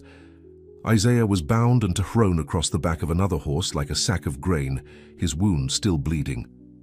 As they began the journey back to Whitfield Manor, Caroline caught Isaiah's eye across the distance between them. Despite his pain and their desperate situation, she saw love in his gaze and a determination that matched her own. Whatever happened next, they would face it together. In the eyes of heaven, they were husband and wife, and not even her father's rage could change that. The ride back to the estate was a blur of pain and fear for Caroline. The man she rode with smelled of tobacco and sweat, and his rough handling made her already bruised arms ache. But her physical discomfort was nothing compared to the anguish of seeing Isaiah bound and bleeding, thrown across a horse like cargo rather than a wounded man. When they arrived at Whitfield Manor, the courtyard was lit with torches despite the late hour. It seemed the entire household had been roused. Servants stood in small groups, watching with wide, fearful eyes as the riders returned with their captives. Caroline was pulled from the horse and immediately surrounded by 3 men who began marching her toward the house. She fought against their grip, twisting to look back at Isaiah. "Isaiah," she called, her voice breaking. "Isaiah." He was being dragged from the horse, barely conscious from blood loss, and the rough journey. At the sound of her voice, he lifted his head, his eyes finding hers across the courtyard. "Caroline," he murmured, his voice too weak to carry to her. One of the men escorting Caroline shoved her forward. "Move along, miss. Your father's orders." "He needs a doctor," Caroline pleaded, digging her heels into the ground. "Please, he'll die if that wound isn't treated." "Not your concern, miss," the man replied coldly. "Keep moving." They forced her into the house and up the stairs to her room. Inside, they released her arms but remained by the door, blocking any attempt to escape again. Martha appeared a few minutes later, carrying a basin of water and clean cloths. "Oh, Miss Caroline," she said, her eyes filling with tears at the sight of Caroline's torn dress and beruused face. "What have they done to you?" "I'm all right," Caroline said, though it was far from true. "But Isaiah, they shot him, Martha. He's bleeding badly. They've taken him to the courtyard." Martha's face paled. "The courtyard? But that's where—" She didn't need to finish. They both knew what happened in the courtyard. It was where punishments were carried out, where the whipping post stood. "I have to get to him," Caroline said desperately.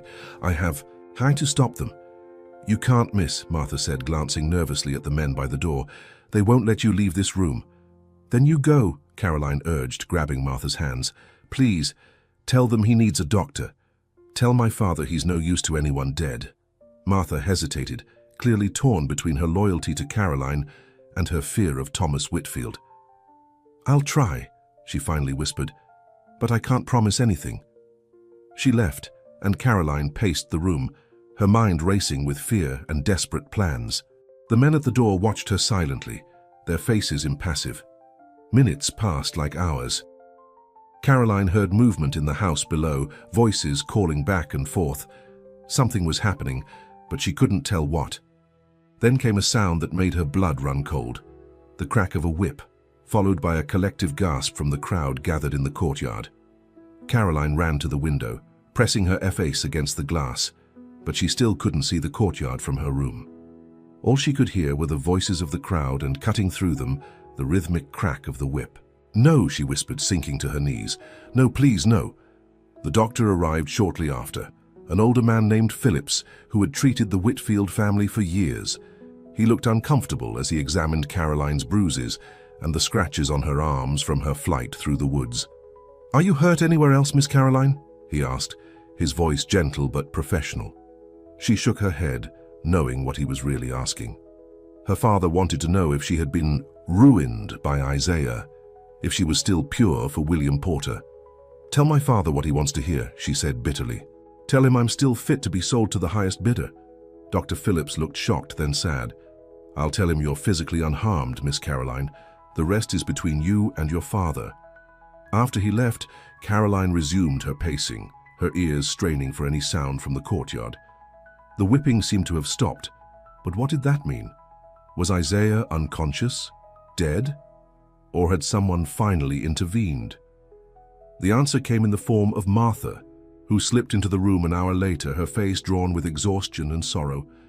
"Martha," Caroline said, rushing to her. "Isaiah, is he—" "He's alive," Martha said quickly, seeing the panic in Caroline's eyes. "They whipped him, 10 lashes, on top of the gunshot wound, but Dr. Phillips insisted on treating him afterward. Said it was wasteful to let a valuable slave die from infection." Caroline closed her eyes briefly, relief washing over her despite the horror of what Isaiah had endured. He was alive. That was what mattered. As long as he lived, there was hope. "Where is he now, W?" she asked, opening her eyes again. "They've locked him in the old storehouse by the kitchen," Martha replied. "It's solid stone, no windows. 2 men are guarding it." "And my father?" "In his study with Jeremiah and Mr. Porter." "Mr. Porter?" Caroline's heart sank. "William's father is here? Now?" Martha nodded grimly. "Arrived just after you were brought back. He's not happy about what's happened. Keeps talking about scandal and disgrace." Of course, news of her attempted escape with Isaiah would spread quickly, destroying the carefully cultivated reputation of the Whitfield family. The Porters would want to distance themselves from such a scandal, perhaps even breaking the engagement. Under other circumstances, Caroline would have been relieved, But now, with Isaiah locked away and her own future hanging in the balance, she couldn't predict what her father might do next. "Martha," she said urgently, "I need to speak with my father. Can you tell him I'm asking for him?" Martha looked doubtful. "He's in a terrible state, Miss Caroline. Might be better to wait until morning, when he's calmer." "No, it has to be now," Caroline insisted. "Please, Martha, it's important." "It's..." The maid sighed but nodded. "I'll tell him, but don't expect much, miss. He's not in a forgiving mood." After Martha left, Caroline sat on the edge of her bed, trying to think clearly despite her exhaustion and fear. If she could speak to her father, perhaps she could convince him to spare Isaiah further punishment. She would promise anything: to marry William, to never see Isaiah again, to be the perfect, obedient daughter, if it meant Isaiah would live. But would her father listen? Or was his rage too great for any compromise? Nearly an hour passed before Thomas Whitfield finally came to Caroline's room. He dismissed the guards with a nod, then closed the door behind him, leaving them alone. Caroline rose to face him, summoning all her courage. "Father." Thomas looked older than he had that morning, lines of fatigue and anger etched deeply into his face. "Martha said you wanted to speak with me." "Yes." Caroline took a deep breath. "I want to make a deal." Thomas raised an eyebrow. "A deal? You're hardly in a position to negotiate, Caroline." "I know," she said, forcing herself to remain hummus, "but I'm offering you something you want, something you need in exchange for Isaiah's life." Thomas scoffed. "And what could you possibly offer me that I can't simply take? You seem to forget that you are my daughter, living under my roof, subject to my authority." "I'm offering my complete obedience," Caroline said steadily. "I'll marry William Porter without complaint. I'll be the perfect wife, the perfect daughter. I'll never try to run away again. I'll never speak of what happened between Isaiah and me." Her father studied her face, searching for deception. "And in return, you spare Isaiah's life," Caroline said, her voice trembling slightly despite her efforts to control it. "You don't sell him to Louisiana or anywhere else. You keep him here, where I can at least know he's alive and safe." "Safe?" Thomas laughed without humor. "After what he's done? After he tried to steal my daughter away in the night?" "He didn't steal me," Caroline insisted. "I went willingly, more than willingly. It was my idea as much as his." Thomas paced the room, his hands clasped behind his back. "The Porters are threatening to break the engagement," he said after a moment. "James Porter is downstairs right now, telling me his son deserves better than a girl who would run off with a slave." Caroline felt a flicker of hope. If the engagement was already in jeopardy, perhaps her offer wasn't so valuable after all. But Thomas turned back to her, his expression calculating. "Of course, if you were truly repentant, if you begged for forgiveness and swore this was just a moment of madness, we might salvage the situation." "I'll do it," Caroline said quickly. "I'll say whatever you want me to say. I'll convince the Porters, convince everyone that I've come to my senses." "And you'll marry William?" Caroline swallowed hard. "Yes, if that's what it takes to save Isaiah's life."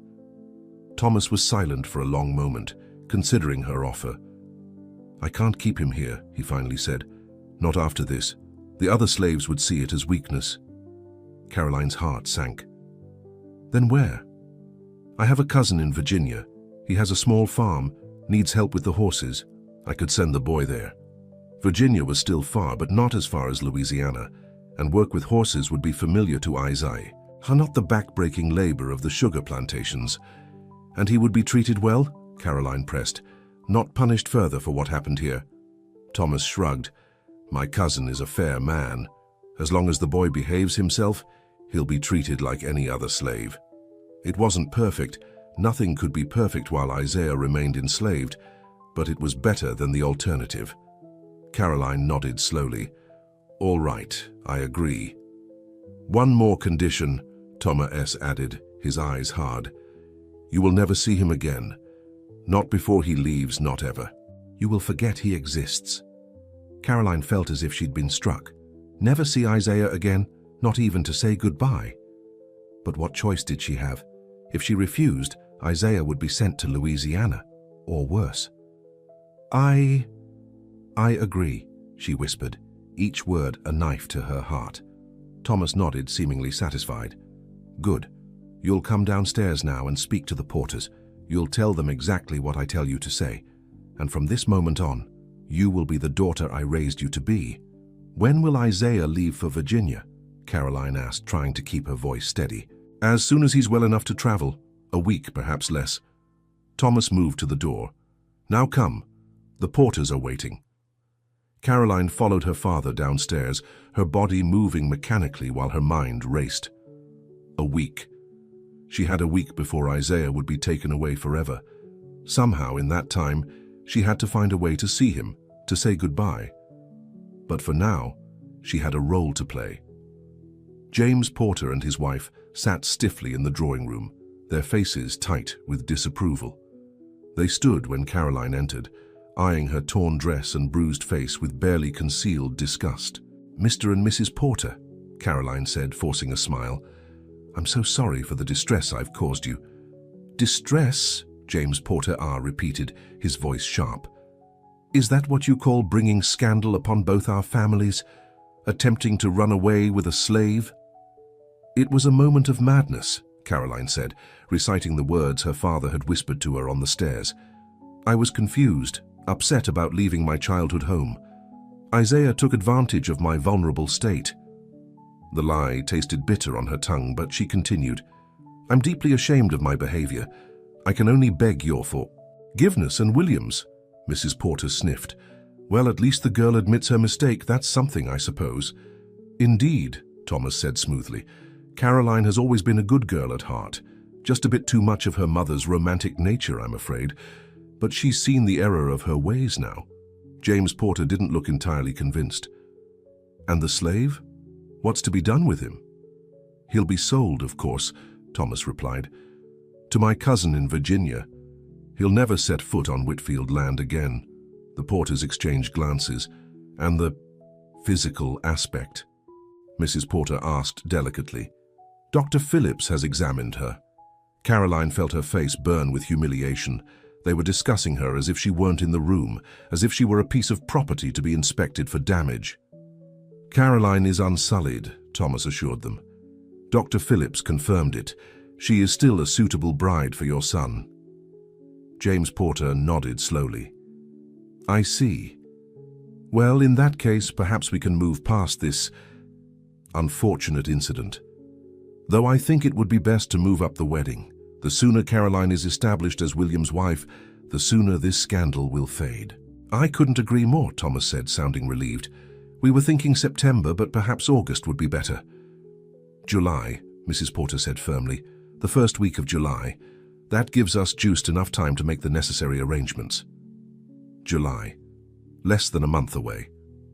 Caroline felt the walls closing in around her, but she maintained her smile.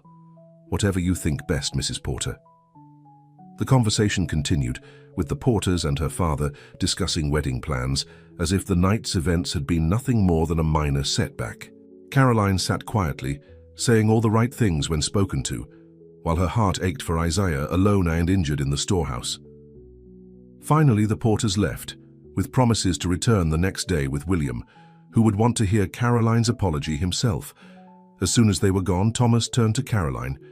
"You did well," he said, a hint of approval in his voice. "Keep this up, and we might yet salvage your reputation." "May I go back to my room now?" Caroline asked, exhaustion overwhelming her. Thomas nodded. "Yes, but remember our agreement. 1 SE. Tap out of line, and the boy goes to Louisiana after all." "I understand," Caroline said quietly. "Good night, Father." Back in her room, with the door locked behind her once again, Caroline finally allowed herself to cry. Silent tears streamed down her face as she sat by the window, looking out at the night sky. She had saved Isaiah's life, but at what cost? Marriage to a man she didn't love, separation from the man she did, a lifetime of pretending, of eliving a lie. And worst of all, she would never see Isaiah again, never hold him, never hear his voice, never look into his eyes. Caroline sat up straighter, wiping away her tears. There had to be a way. Her father had said Isaiah would remain at Whitfield Manor until he was well enough to travel, a week, perhaps less. In that time, surely she could find a way to see him, just once. She would have to be careful, more careful than she had ever been. Her father would be watching her closely, expecting another escape attempt. The stakes were higher now. If she was caught, Isaiah would pay the price. But she had to try. She couldn't let him go without saying goodbye, without telling him one last time that she loved him. With that resolve in her heart, Caroline finally lay down on her bed, her mind already forming plans. She would be the perfect, obedient daughter by day, giving her father and the Porters no reason to doubt her sincerity. But by night, she would find a way to reach Isaiah. In the eyes of heaven, he was still her husband, and nothing, not her father, not the Porters, not the laws of man, could change that. The next morning, Caroline awoke to find Martha setting out a fresh dress, one of her finest day dresses, pale blue with white lace trim. "Your father says the young Mr. Porter will be calling this afternoon," Martha explained as she helped Caroline dress. "He wants you looking your best." Caroline nodded, allowing Martha to style her hair and pinch color into her pale cheeks. As promised, she would play her part perfectly. "Martha," she said hesitantly as the maid was finishing, "have you heard anything about Isaiah this morning? How is he?" Martha glanced at the door before answering in a whisper. "Dr. Phillips was with him at dawn. Said the fever's broken, which is a good sign, but his baki." She shook her head sadly. "It's bad, Miss Caroline, very bad." Caroline closed her eyes briefly, pain lancing through her heart. "But he will recover?" "The doctor thinks so, yes. He's young and strong." Martha patted Caroline's shoulder gently. "Try not to worry too much, miss. There's nothing you can do now except keep your promise to your father." But there was something she could do. There had to be. "Martha," Caroline said, lowering her voice, "would you take a message to Isaiah for me? Just a few words to let him know I'm thinking of him?" Martha stepped back, shaking her head firmly. "No, Miss Caroline, I can't. Your father has given strict orders. No one is to speak to Isaiah except the doctor and the guards. Anyone caught passing messages will be severely punished." Caroline wasn't surprised, but she had to try. "I understand. Thank you for telling me about his condition, at least." The morning passed slowly. Caroline remained in her room, reading or pretending to read, while her mind worked on plans to see Isaiah. Each idea seemed more impossible than the last. The storehouse was guarded day and night. Her own room was locked from the outside when she wasn't with her father or receiving visitors. How could she possibly reach Isaiah without being caught? At noon, her father came to escort her to lunch. Thomas seemed almost cheerful, pleased with how well his plans were coming together again. "William will be here at 2, he informed her as they ate. "He's understandably upset, but his parents have assured him of your continued suitability as a bride. I expect you to be appropriately contrite and affectionate." "Yes, father," Caroline said dutifully, pushing food around her plate without eating much. "And Caroline," Thomas added, his voice hardening slightly, "remember our agreement. The slave's fate depends on your behavior."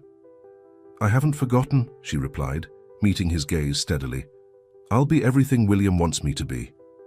Thomas seemed satisfied with this response. "Good. Now eat something. You're too pale."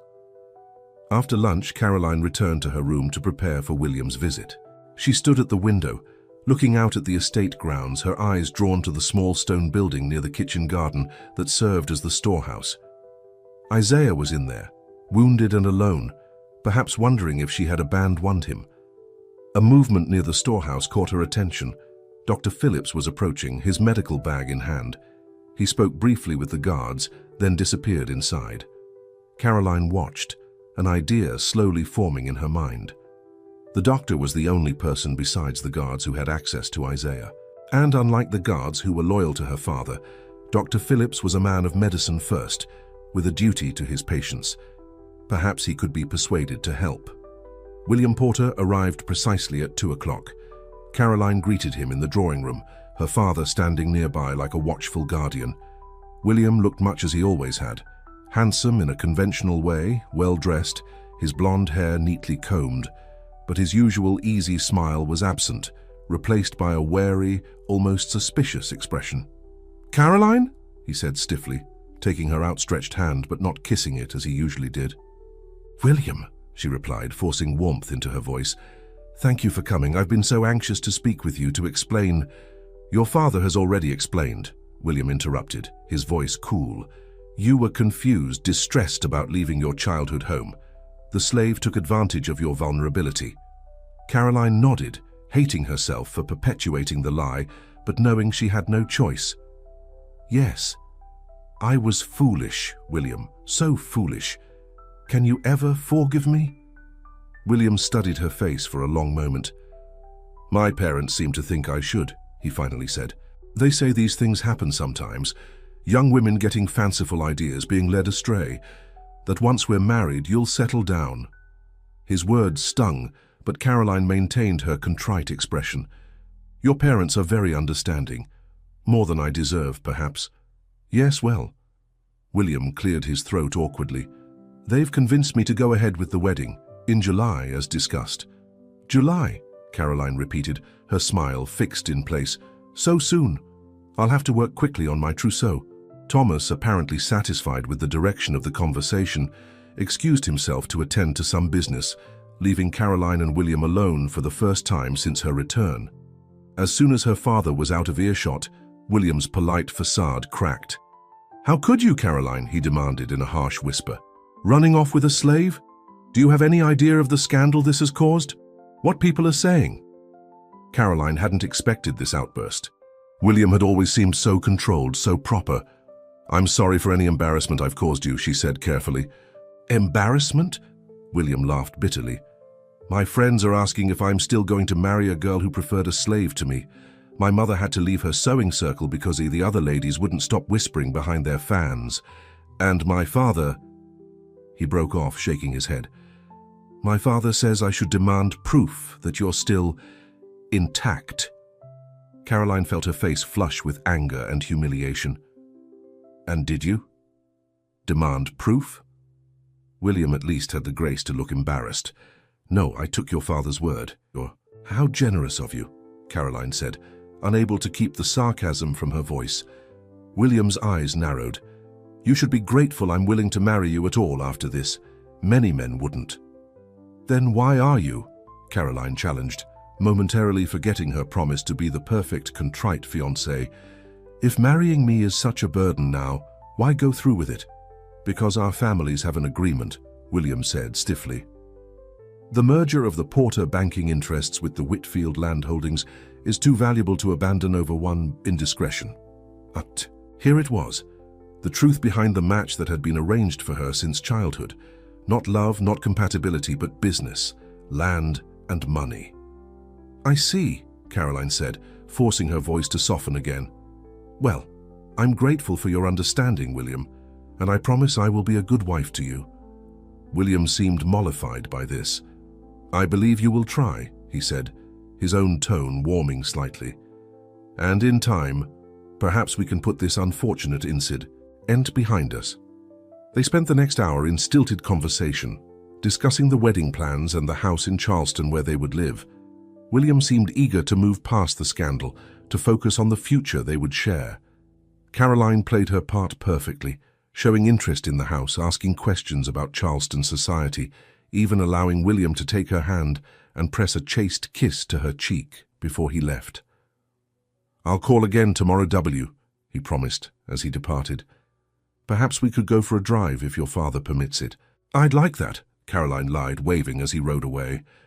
When he was gone, Caroline waited for her father to lock her in her room again, but to her surprise, Thomas seemed inclined to believe her performance.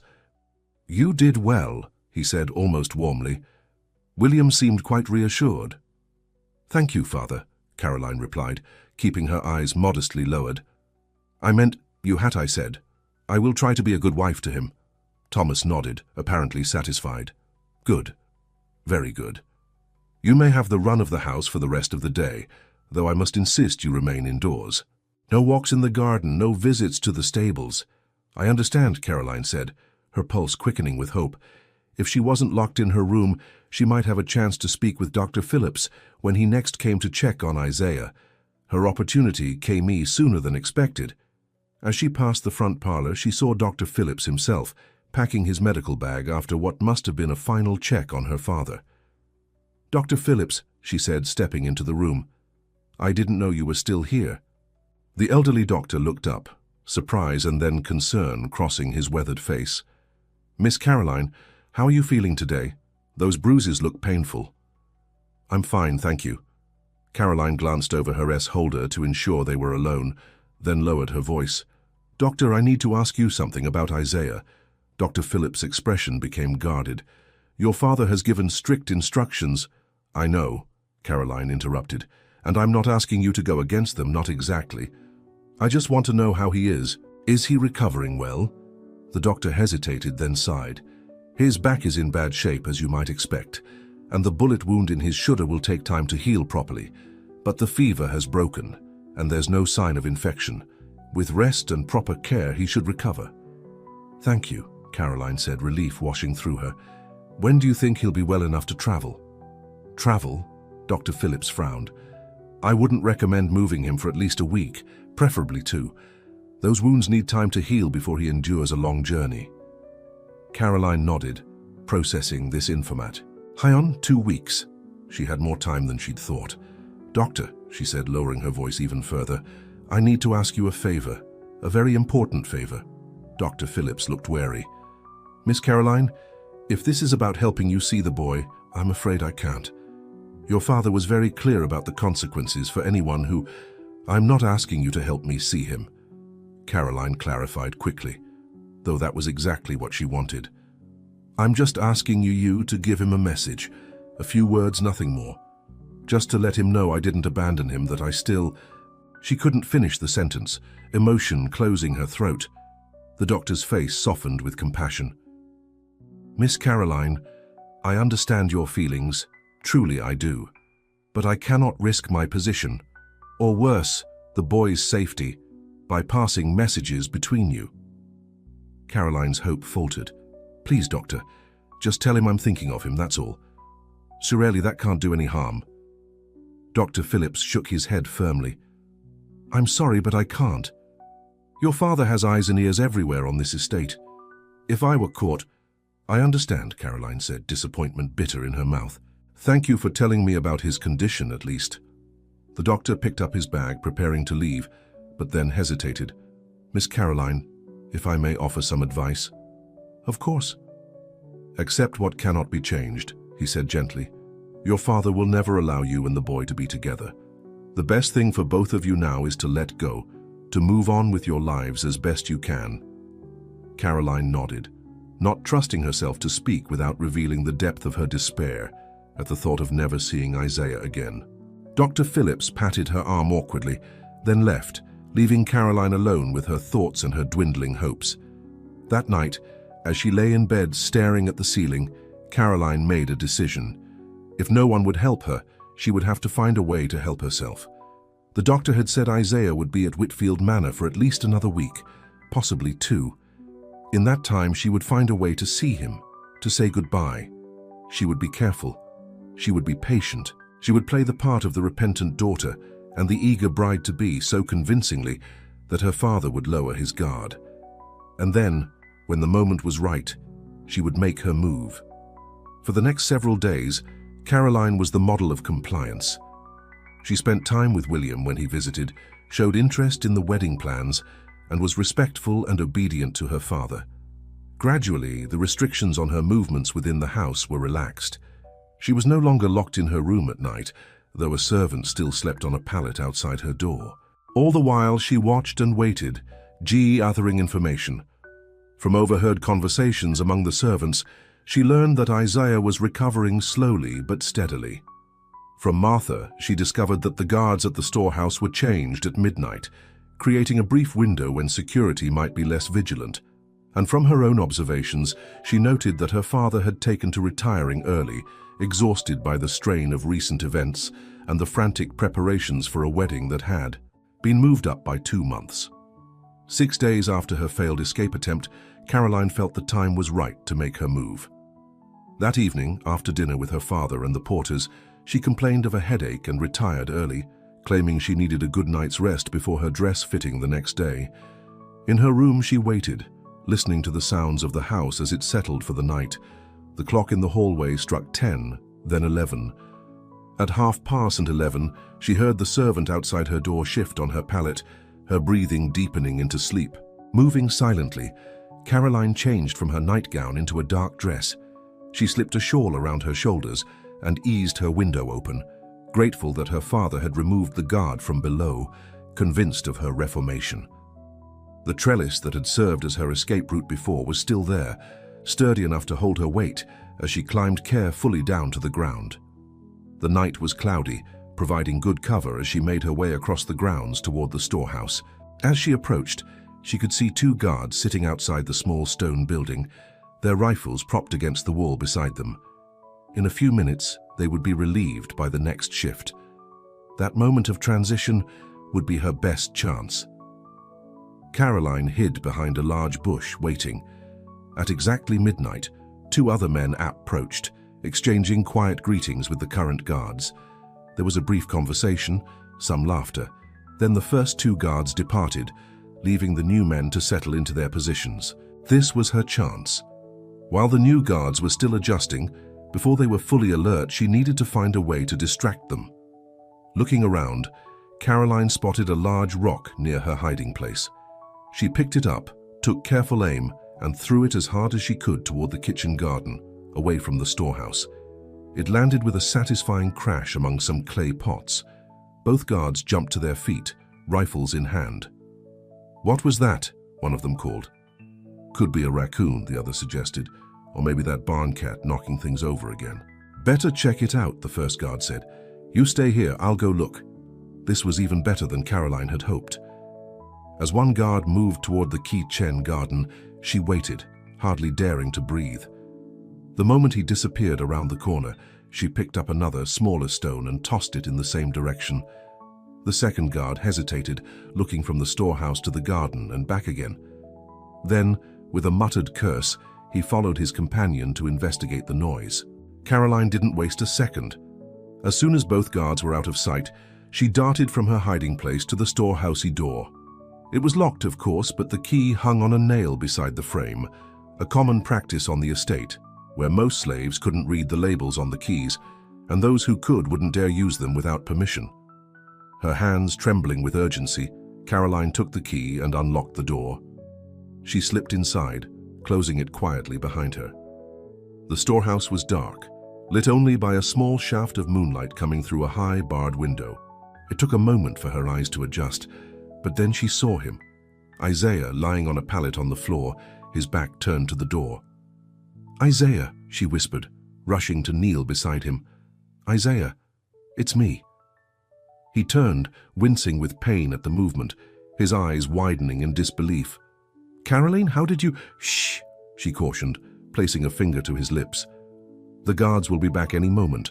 I had to see you to make sure you were all right." Isaiah Saint wriggled to sit up, and Caroline helped him, careful not to touch his bandaged back and shoulder.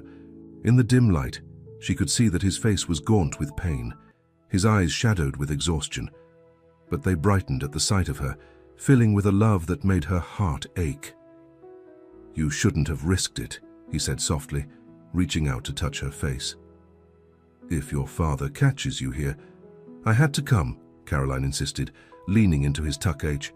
"I had to see you, at least once before." She couldn't finish the sentence. "Before they send me to Virginia," Isaiah completed for her. "Dr. Phillips told me, said your father's cousin has a farm there." Caroline nodded, tears filling her eyes. "It was the only way to save you from being sent to Louisiana. I made a deal with my father." Understanding dawned on Isaiah's face. "The wedding, that's why it's been moved up." "Yes," Caroline admitted. "I promised to marry William, to be the perfect daughter and wife, if my father would spare your life." Isaiah closed his eyes briefly, pain of a different kind crossing his features. "Oh, Caroline, you shouldn't have sacrificed your future for me." "What future?" she asked, her voice breaking. "A future without you isn't worth having." He pulled her close then, as close as his injuries would allow, and Caroline buried her face against his chest, breathing in his familiar scent. For a moment, the world outside ceased to exist.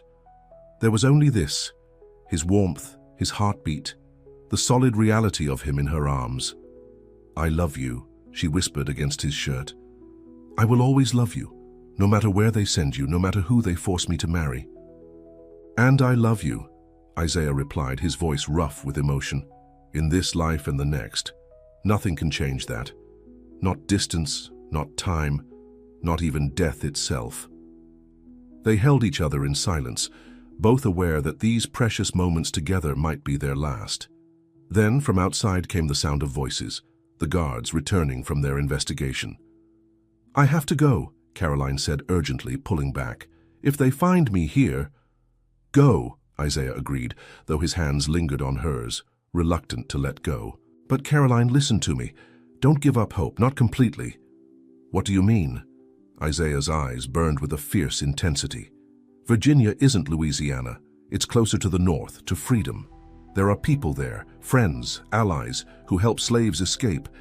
If I can reach them—" Caroline's heart leapt with sudden, desperate hope. "You think you could escape again, make it to the north?" "It's possible," Isaiah said cautiously. "Not certain, but possible. And if I did—" The implication hung between them, unspoken, but understood. If Isaiah reached the north, reached freedom, perhaps someday Caroline could join him there. It was a fragile hope, built on too many ifs and maybes to be truly solid, but it was hope nonetheless, and Caroline clung to it like a drowning woman to a piece of driftwood. "Be careful," she urged, pressing a quick, fierce kiss to his lips. "Stay alive. Find your way to freedom if you can." "And you," Isaiah replied, his hands framing her face. "Survive, Caroline. Do what you must to stay safe. But remember who you really are, who we really are to each other." "Husband," she whispered. "Wife," he answered, kissing her one last time. The voices outside grew louder, closer. With a final lingering look, Caroline tore herself away and moved to the door. She peered out cautiously. The guards were still a few yards away, their backs to the storehouse as they continued to search for the source of the noise. Taking a deep breath, Caroline slipped outside, locked the door, and replaced the key on its nail. Then, keeping to the shadows, she made her way back across the grounds to the house, her heart both heavier and lighter than it had been in days. Heavier because saying goodbye to Isaiah, even temporarily, was like tearing out a piece of her soul. But lighter because she carried with her now a small, fragile flame of hope. Virginia wasn't Louisiana. There were people there who helped slaves escape. And if Isaiah could reach them, reach freedom, it wasn't much. It wasn't a promise or a guarantee, but it was something to hold on to in the dark days ahead. As Caroline climbed back the trellis to her room, she made a silent vow. She would do what she had promised. Marry William, be the daughter and wife her father wanted her to be. She would survive and she would wait. For news, for a sign, for Isaiah himself. In the eyes of heaven, they were still husband and wife. And someday, somehow, they would be together again. The days that followed Caroline's secret visit to Isaiah passed in a blur of wedding preparations. Dressmakers came and went, measuring and fitting. Invitations were sent to the finest families in 3 counties. William visited daily, bringing gifts and talking endlessly about their future together in Charleston. Through it all, Caroline played her part perfectly. She smiled at the right moments, expressed appropriate enthusiasm for the wedding plans, and treated William with the affection expected of a bride-to-be. No one looking at her would have guessed that her HRT was breaking a little more each day. A week after her nighttime visit to the storehouse, Dr. Phillips declared Isaiah well enough to travel. The journey to Virginia would begin the next morning. "He's made a remarkable recovery," the doctor told Thomas over dinner that evening, unaware that Caroline was listening intently from her seat at the table. "Strong constitution, should be able to work again within a few weeks." "Good," Thomas said, nodding with satisfaction. "My cousin will be pleased. He paid a fair price considering the circumstances." Caroline kept her eyes on her plate, not trusting herself to speak. Isaiah was leaving tomorrow. She would never see him again. That night, she lay awake in her bed, wrestling with a desperate idea. Could she risk visiting Isaiah one last time? The guards would be extra vigilant now, knowing he would be transported in the morning. And if she were caught, her fate there might change his mind about sending Isaiah to Virginia, might send him to Louisiana after all. In the end, caution won out over desire. She couldn't risk Isaiah's safety, not even for the chance to say goodbye one more time. Instead, she rose early and positioned herself at her bedroom window, which overlooked the front drive. If they took Isaiah out that way, she might at least catch a glimpse of him. The sun had barely risen when she saw movement below. 2 men led a figure from the direction of the storehouse. Isaiah, his hands bound in front of him, his head held high despite his obvious pain. Behind them came Jeremiah carrying a rifle. They stopped near the front steps, waiting. A moment later, Thomas emerged from the house, speaking briefly to Jeremiah. Then he turned and looked directly up at Caroline's window. She didn't flinch or move away. Let him see her watching. Let him know that she hadn't forgotten, hadn't given up, even if she had surrendered for now. Her father's gaze locked with hers for a long moment. Then, deliberately, he turned his back to her and gestured to the men to proceed. They led Isaiah toward a waiting wagon at the end of the drive. As they passed beneath her window, Isaiah looked up, somehow knowing she would be there. Their eyes met, and in that brief connection was everything they couldn't say aloud: love, grief, hope, and a promise. A promise to remember, to survive, to find each other again if fate allowed. Then he was past, being helped into the wagon where Jeremiah and another man waited to guard him on the journey. The driver flicked his whip, and the horses started forward. The wagon rolled down the long drive and out through the gates of Whitfield Manor. And just like that, Isaiah was gone. Caroline stood at the window long after the wagon had disappeared from sight, tears streaming silently down her face. A part of her heart had just been torn away, sent to a place she might never see, to a future she couldn't share. But she would survive. She had promised him that much.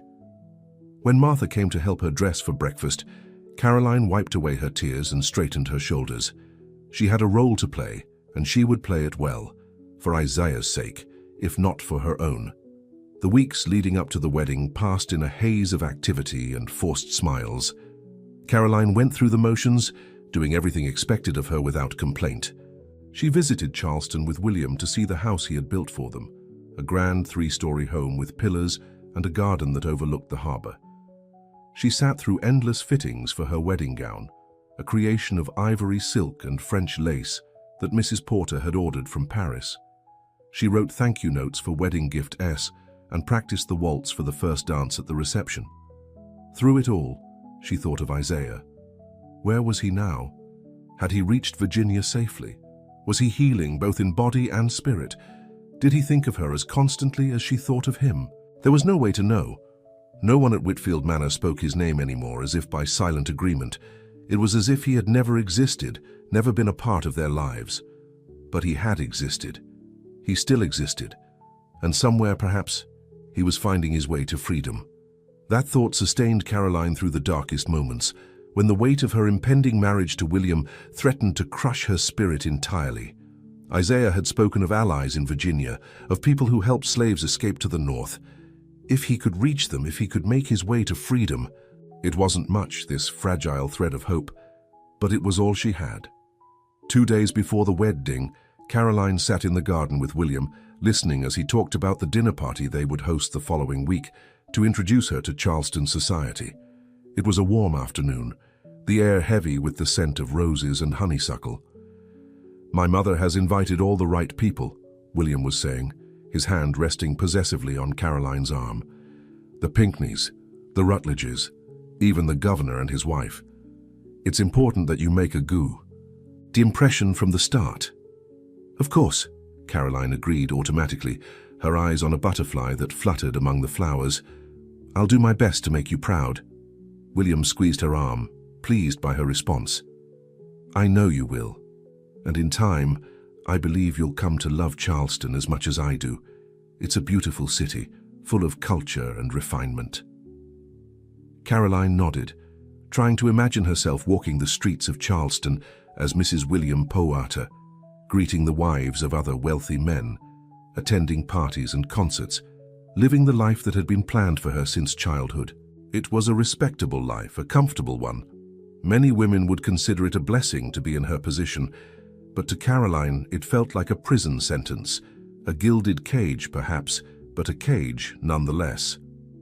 "William," she said suddenly, needing to know, "are you sure you still want to marry me, after everything that's happened?"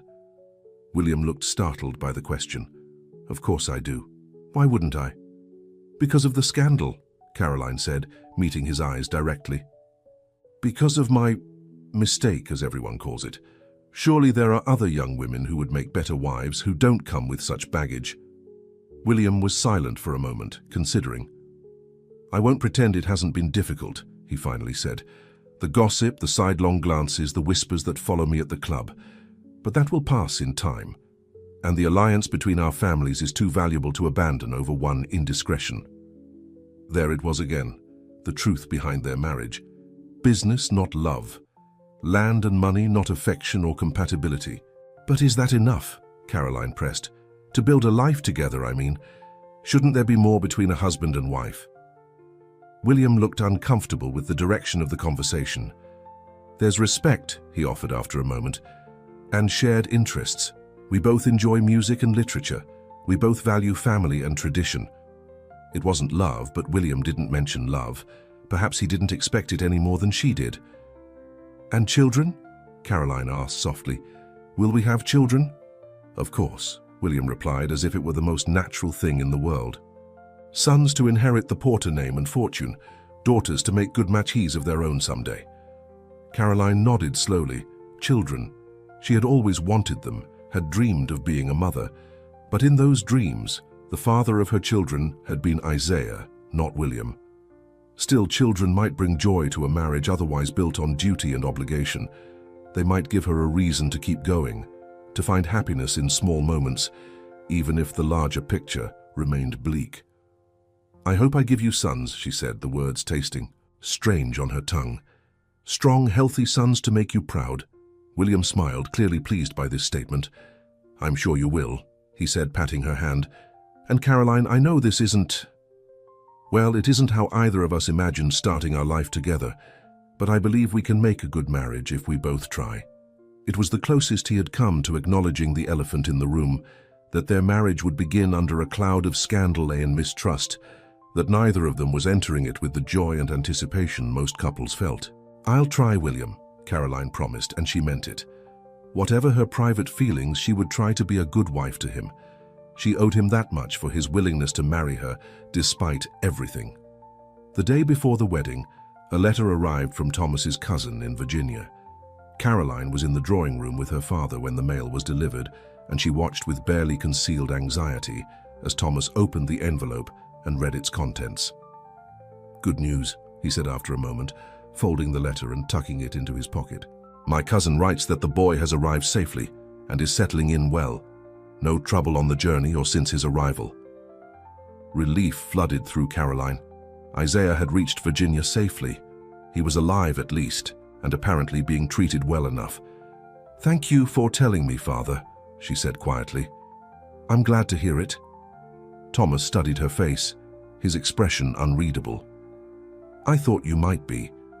Despite everything, I know you had feelings for the boy." It was the first time he had acknowledged, even indirectly, that what had existed between Caroline and Isaiah had been more than a slave taking advantage of a vulnerable young woman. "Yes," Caroline admitted, seeing no point in denying it now. "I did." "But those feelings are in the past," Thomas said, a statement rather than a question. Caroline met his gaze steadily. "I'm marrying William tomorrow, Father. I will be a good wife to him, as I promised you I would be." It wasn't exactly an answer to his unspoken question, but it seemed to satisfy him. Thomas nodded and changed the subject, discussing final arrangements for the wedding the next day. That night, alone in her room for the last time, tomorrow night she would be in Charleston, in William's house, in William's bed.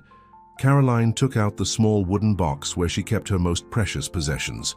From it, she removed a simple piece of string, frayed and faded with age. It had been Isaiah's, a cord he had used to tie back his hair when working in the heat of summer. He had given it to her years ago when they were still just friends, not yet lovers. She had kept it all this time, a small token of connection to him. Caroline tied the string around her wrist, tucking it under the sleeve of her nightgown where no one would see it. Tomorrow she would wear it beneath the elaborate wedding gown, a secret reminder of her true husband, of the love she carried in her heart even as she spoke vows to another man. "I love you, Isaiah," she whispered into the darkness of her room. "Wherever you are, whatever happens next, remember that. Remember me." The wedding dawned clear and bright, as if the heavens themselves approved of the union about to take place. Caroline was awake to see the sunrise, having barely slept during the night. Martha arrived early to help her prepare, bringing with her a breakfast tray that Caroline barely touched. "You should eat something, Miss Caroline," Martha urged, concern in her voice. "It's going to be a long day." "I'm not hungry," Caroline replied, staring out the window. Down at the estate grounds below, where servants were already setting up for the wedding reception that would follow the ceremony at the local church. White chairs were being arranged in neat rows. Tables covered in crisp linen cloths dotted the lawn. Flowers in huge urns lined the pathways. It was going to be a beautiful wedding, exactly the kind her mother would have wanted for her. Caroline turned away from the window. "Is my bath ready?"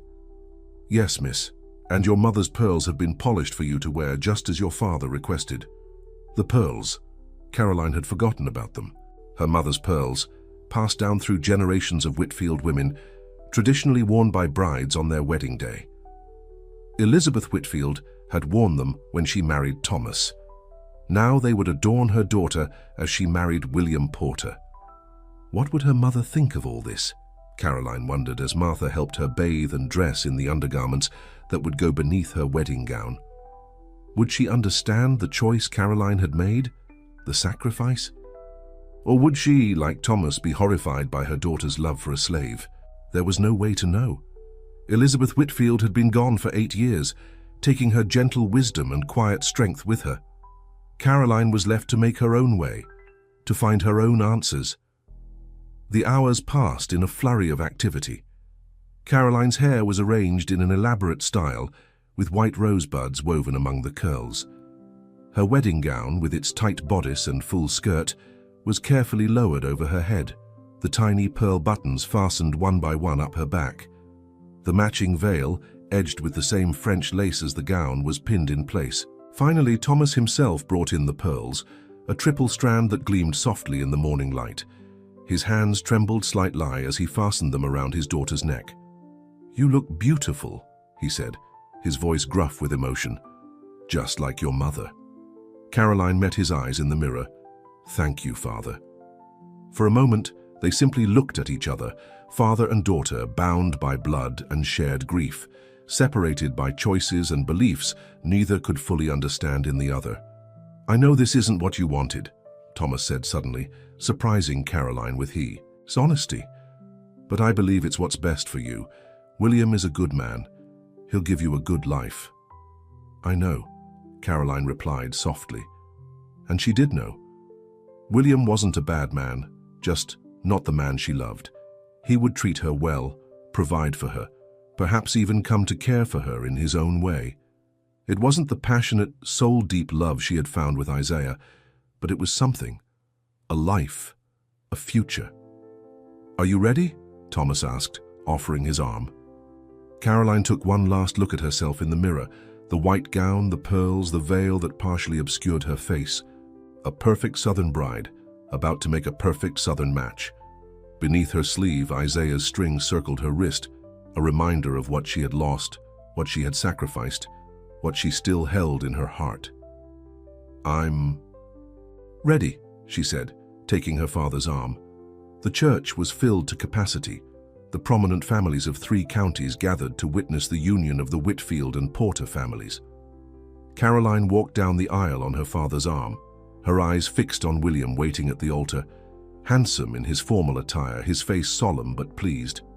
The ceremony passed in a blur. Caroline spoke her vows clearly, her voice steady despite the turmoil in her heart. She promised to love, honor, and obey William, to be faithful to him all the days of her life. The words felt hollow, knowing that her heart already belonged to another, but she spoke them nonetheless. When the minister pronounced them husband and wife, William lifted her veil and kissed her chastely on the lips. The congregation applauded, and Caroline forced a smile as they turned to face their guests as Mr. and Mrs. William Porter. The reception at Enslaved Manor was elegant and lavish, with champagne flowing freely and a feast that would be talked about for months to come. Caroline moved through it all like a sleepwalker, smiling and thanking guests for their good wishes, dancing with William for the first dance and then with her father and various other important men. No one seemed to notice her distance, her detachment, or if they did, they attributed it to the natural modesty of a new bride, per her peace, with some lingering embarrassment over the scandal that had preceded the wedding. As the sun began to set, William approached her where she stood talking with some of his mother's friends. "It's time to leave, my dear," he said, his hand at the small of her back. "Our carriage is waiting." Caroline nodded, excusing herself from the conversation.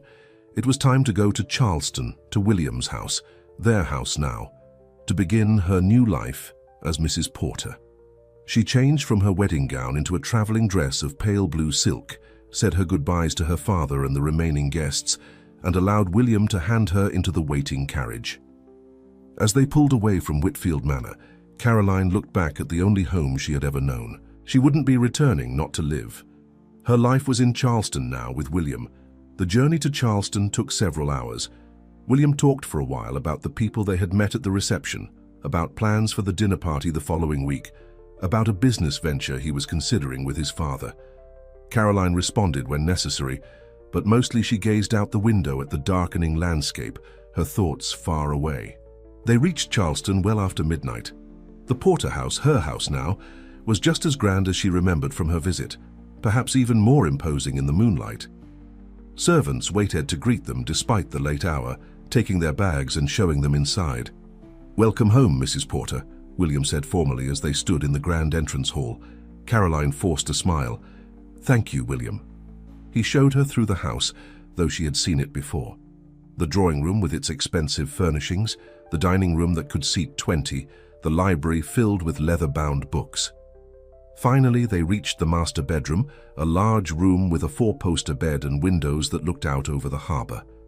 "I'll give you some privacy to prepare for bed," William said, a hint of nervousness in his voice now. "Take your time." He left, and Caroline stood alone in the room that would be hers from now on. A maid she didn't know, William's staff, not her father's, came in to help her undress and change into a nightgown of fine white cotton trimmed with lace. Another wedding gift, Caroline assumed, though she didn't remember who it had come from. When the maid left, Caroline sat at the dressing table, brushing out her long hair and removing the last pins from the elaborate wedding style. She looked at herself in the mirror, searching for some sign of the transformation that had occurred that day. She was a married woman now, Mrs. William Porter, but she didn't look any different. She didn't feel any different, except that she was now bound by law and custom to a man she didn't love, while the man she did love was hundreds of miles away, still enslaved, their future together uncertain at best, impossible at worst. A knock at the door interrupted her thoughts. William entered, wearing a dressing gown over his nightclothes. He looked as nervous as she felt, though for different reasons. "May I come in?" he asked, though he was already in the room. Caroline nodded, setting down her brush. "Of course, this is your room too." William crossed to stand behind her, his reflection appearing in the mirror beside hers. "Our room," he corrected gently. "Our home. Our life together." He placed his hands on her shoulders, a tentative touch that nonetheless made Caroline tense. This was the moment she had been dreading, the consummation of their marriage, the final step in sealing her fate. William must have felt her tension, because he removed his hands and stepped back. "Caroline," he said, his voice uncertain, "I know this isn't... that is, I understand if you're not..." He trailed off, clearly struggling to find the right words. Caroline turned to face him, surprised by his hesitation. She had expected him to claim his rights as her husband without delay. "What I mean to say," William continued after a moment, "is that I understand this has all happened very quickly. The wedding, the move to Charleston. It's a lot of change in a short time." Caroline nodded, waiting for him to continue. And I know that, well, that your heart might not yet be fully in this marriage." William looked uncomfortable but determined to have this conversation. "I'm not blind, Caroline. I saw how you looked that night when they brought you back from trying to run away. I heard the things you said to your father." Caroline felt a chill run down her spine. Had William been there? Had he heard her declare her love for Isaiah, claim him as her husband in the eyes of heaven? "What did I say?" she asked cautiously. "That you loved him," William replied simply. "The slave, that you had married him in some kind of ceremony." There was no point in denying it. "Yes," Caroline admitted, "I did say that, and it was true." She expected anger, perhaps, or disgust, but William's expression was thoughtful, almost sad. "I appreciate your honesty," he said after a moment. "And I want to be honest with you as well. I agreed to go forward with this marriage for many reasons. Family expectations, business considerations, my own pride. But also because I have always admired you, Caroline, always thought you would make a fine wife and mother." He paused, choosing his words carefully. "I still believe that, but I also believe that a marriage should be based on mutual respect and affection, if not love. And I'm willing to give you time to develop those feelings if you can." Caroline stared at him, astonished by this unexpected kindness. You don't want to consummate our marriage tonight?" William finished for her. "I think perhaps it would be better to wait until you're more settled, more comfortable with me and with your new life here." Relief flooded through Caroline, followed by a wave of gratitude so strong it brought the R's to her eyes. "Thank you, William," she whispered. "Thank you for understanding." William nodded, a small, somewhat rueful smile on his face. "I'm not a monster, Caroline. I don't want a wife who submits to me out of duty or fear. I want a partner, someone who at least respects and likes me, even if she doesn't love me as she might have loved someone else." Caroline stood and impulsively took his hands in hers. "I do respect you, William, and I think I could come to care for you in time. You're a good man." "Better than your father thinks, perhaps," William said with a hint of humor. "He might not approve of my giving you this time." "Then we won't tell him," Caroline replied, finding herself smiling for the first time that day. "It will be our secret." William squeezed her hands gently before releasing them. "I'll sleep in the guest room tonight. Take all the time you need to adjust to your new home, your new life. I can be patient." After he left, Caroline sat on the edge of the four-poster bed, trying to process what had just happened. William had given her a gift she hadn't expected. Time. Time to adjust, to adapt, to find a way to live with the choices she had made. It didn't change the fundamental reality of her situation. She was still married to a man she didn't love, still separated from the man she did. But William's kindness and understanding had made the burden a little lighter, had opened up the possibility that her life as Mrs. Porter might not be the prison sentence she had feared. As she finally lay down to sleep, Caroline's fingers found the string around her wrist, Isaiah's string. She held onto it like a talisman, a connection to the love that still burned in her heart, despite everything. "Good night, Isaiah," she whispered into the darkness of her new bedroom, in her new use, in her new life. "Wherever you are, good night." Months passed. Summer gave way to fall and fall to winter.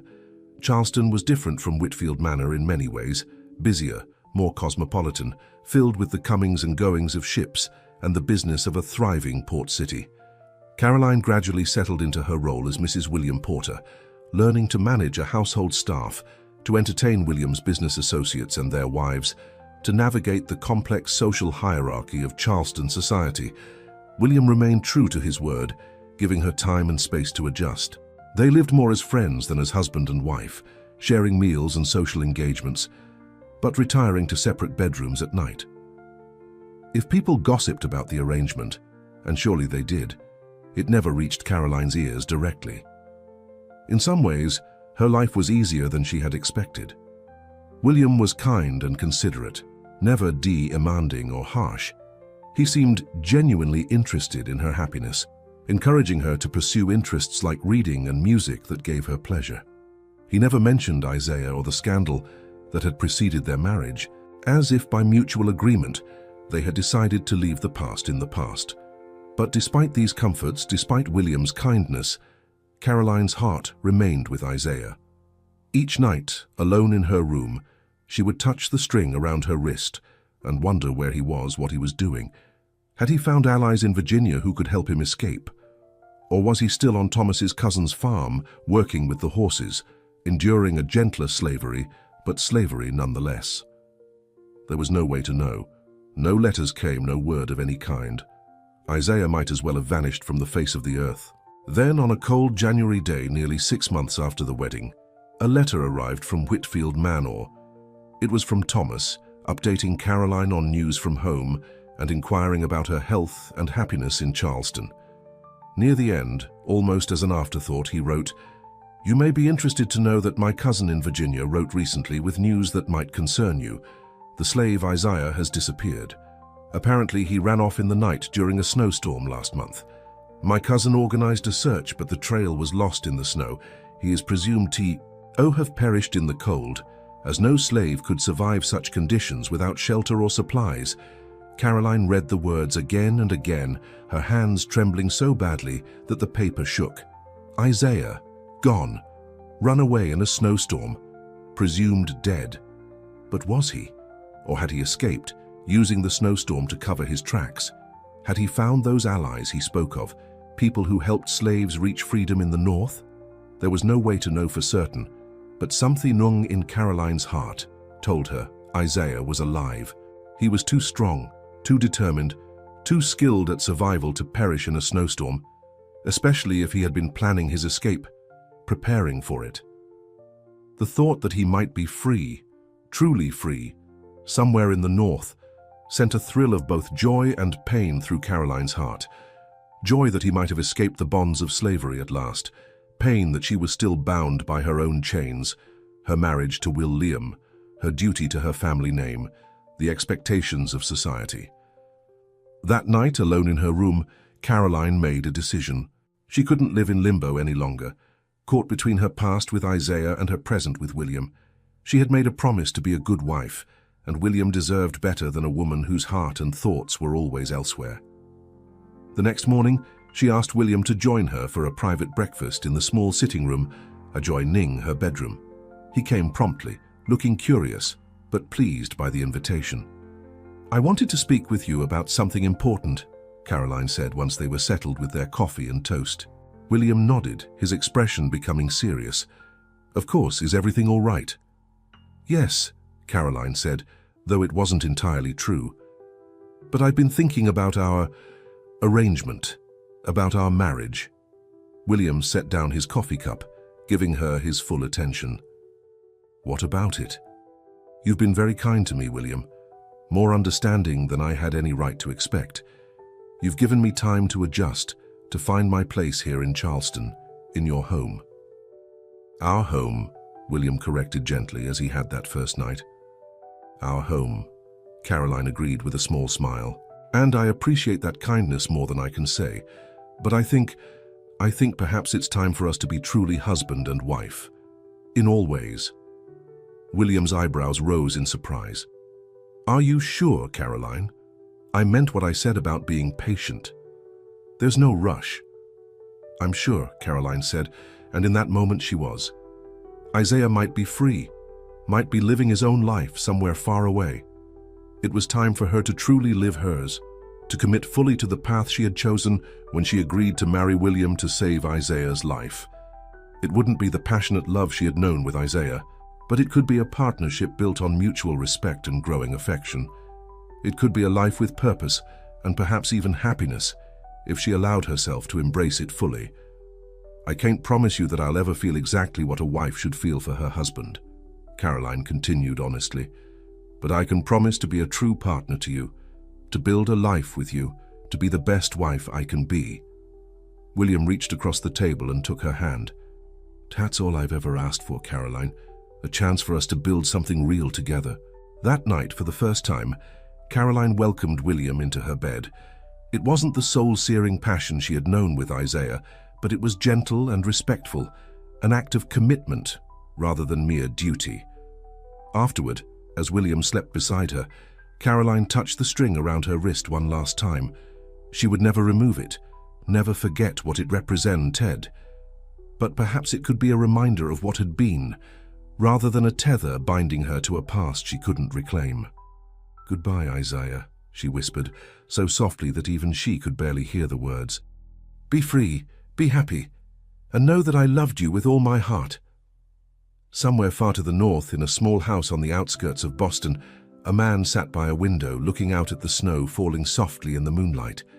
His back still bore the scars of a whip, his shoulder the mark of a bullet fired in hatred and fear. But his eyes were clear, his expression peaceful.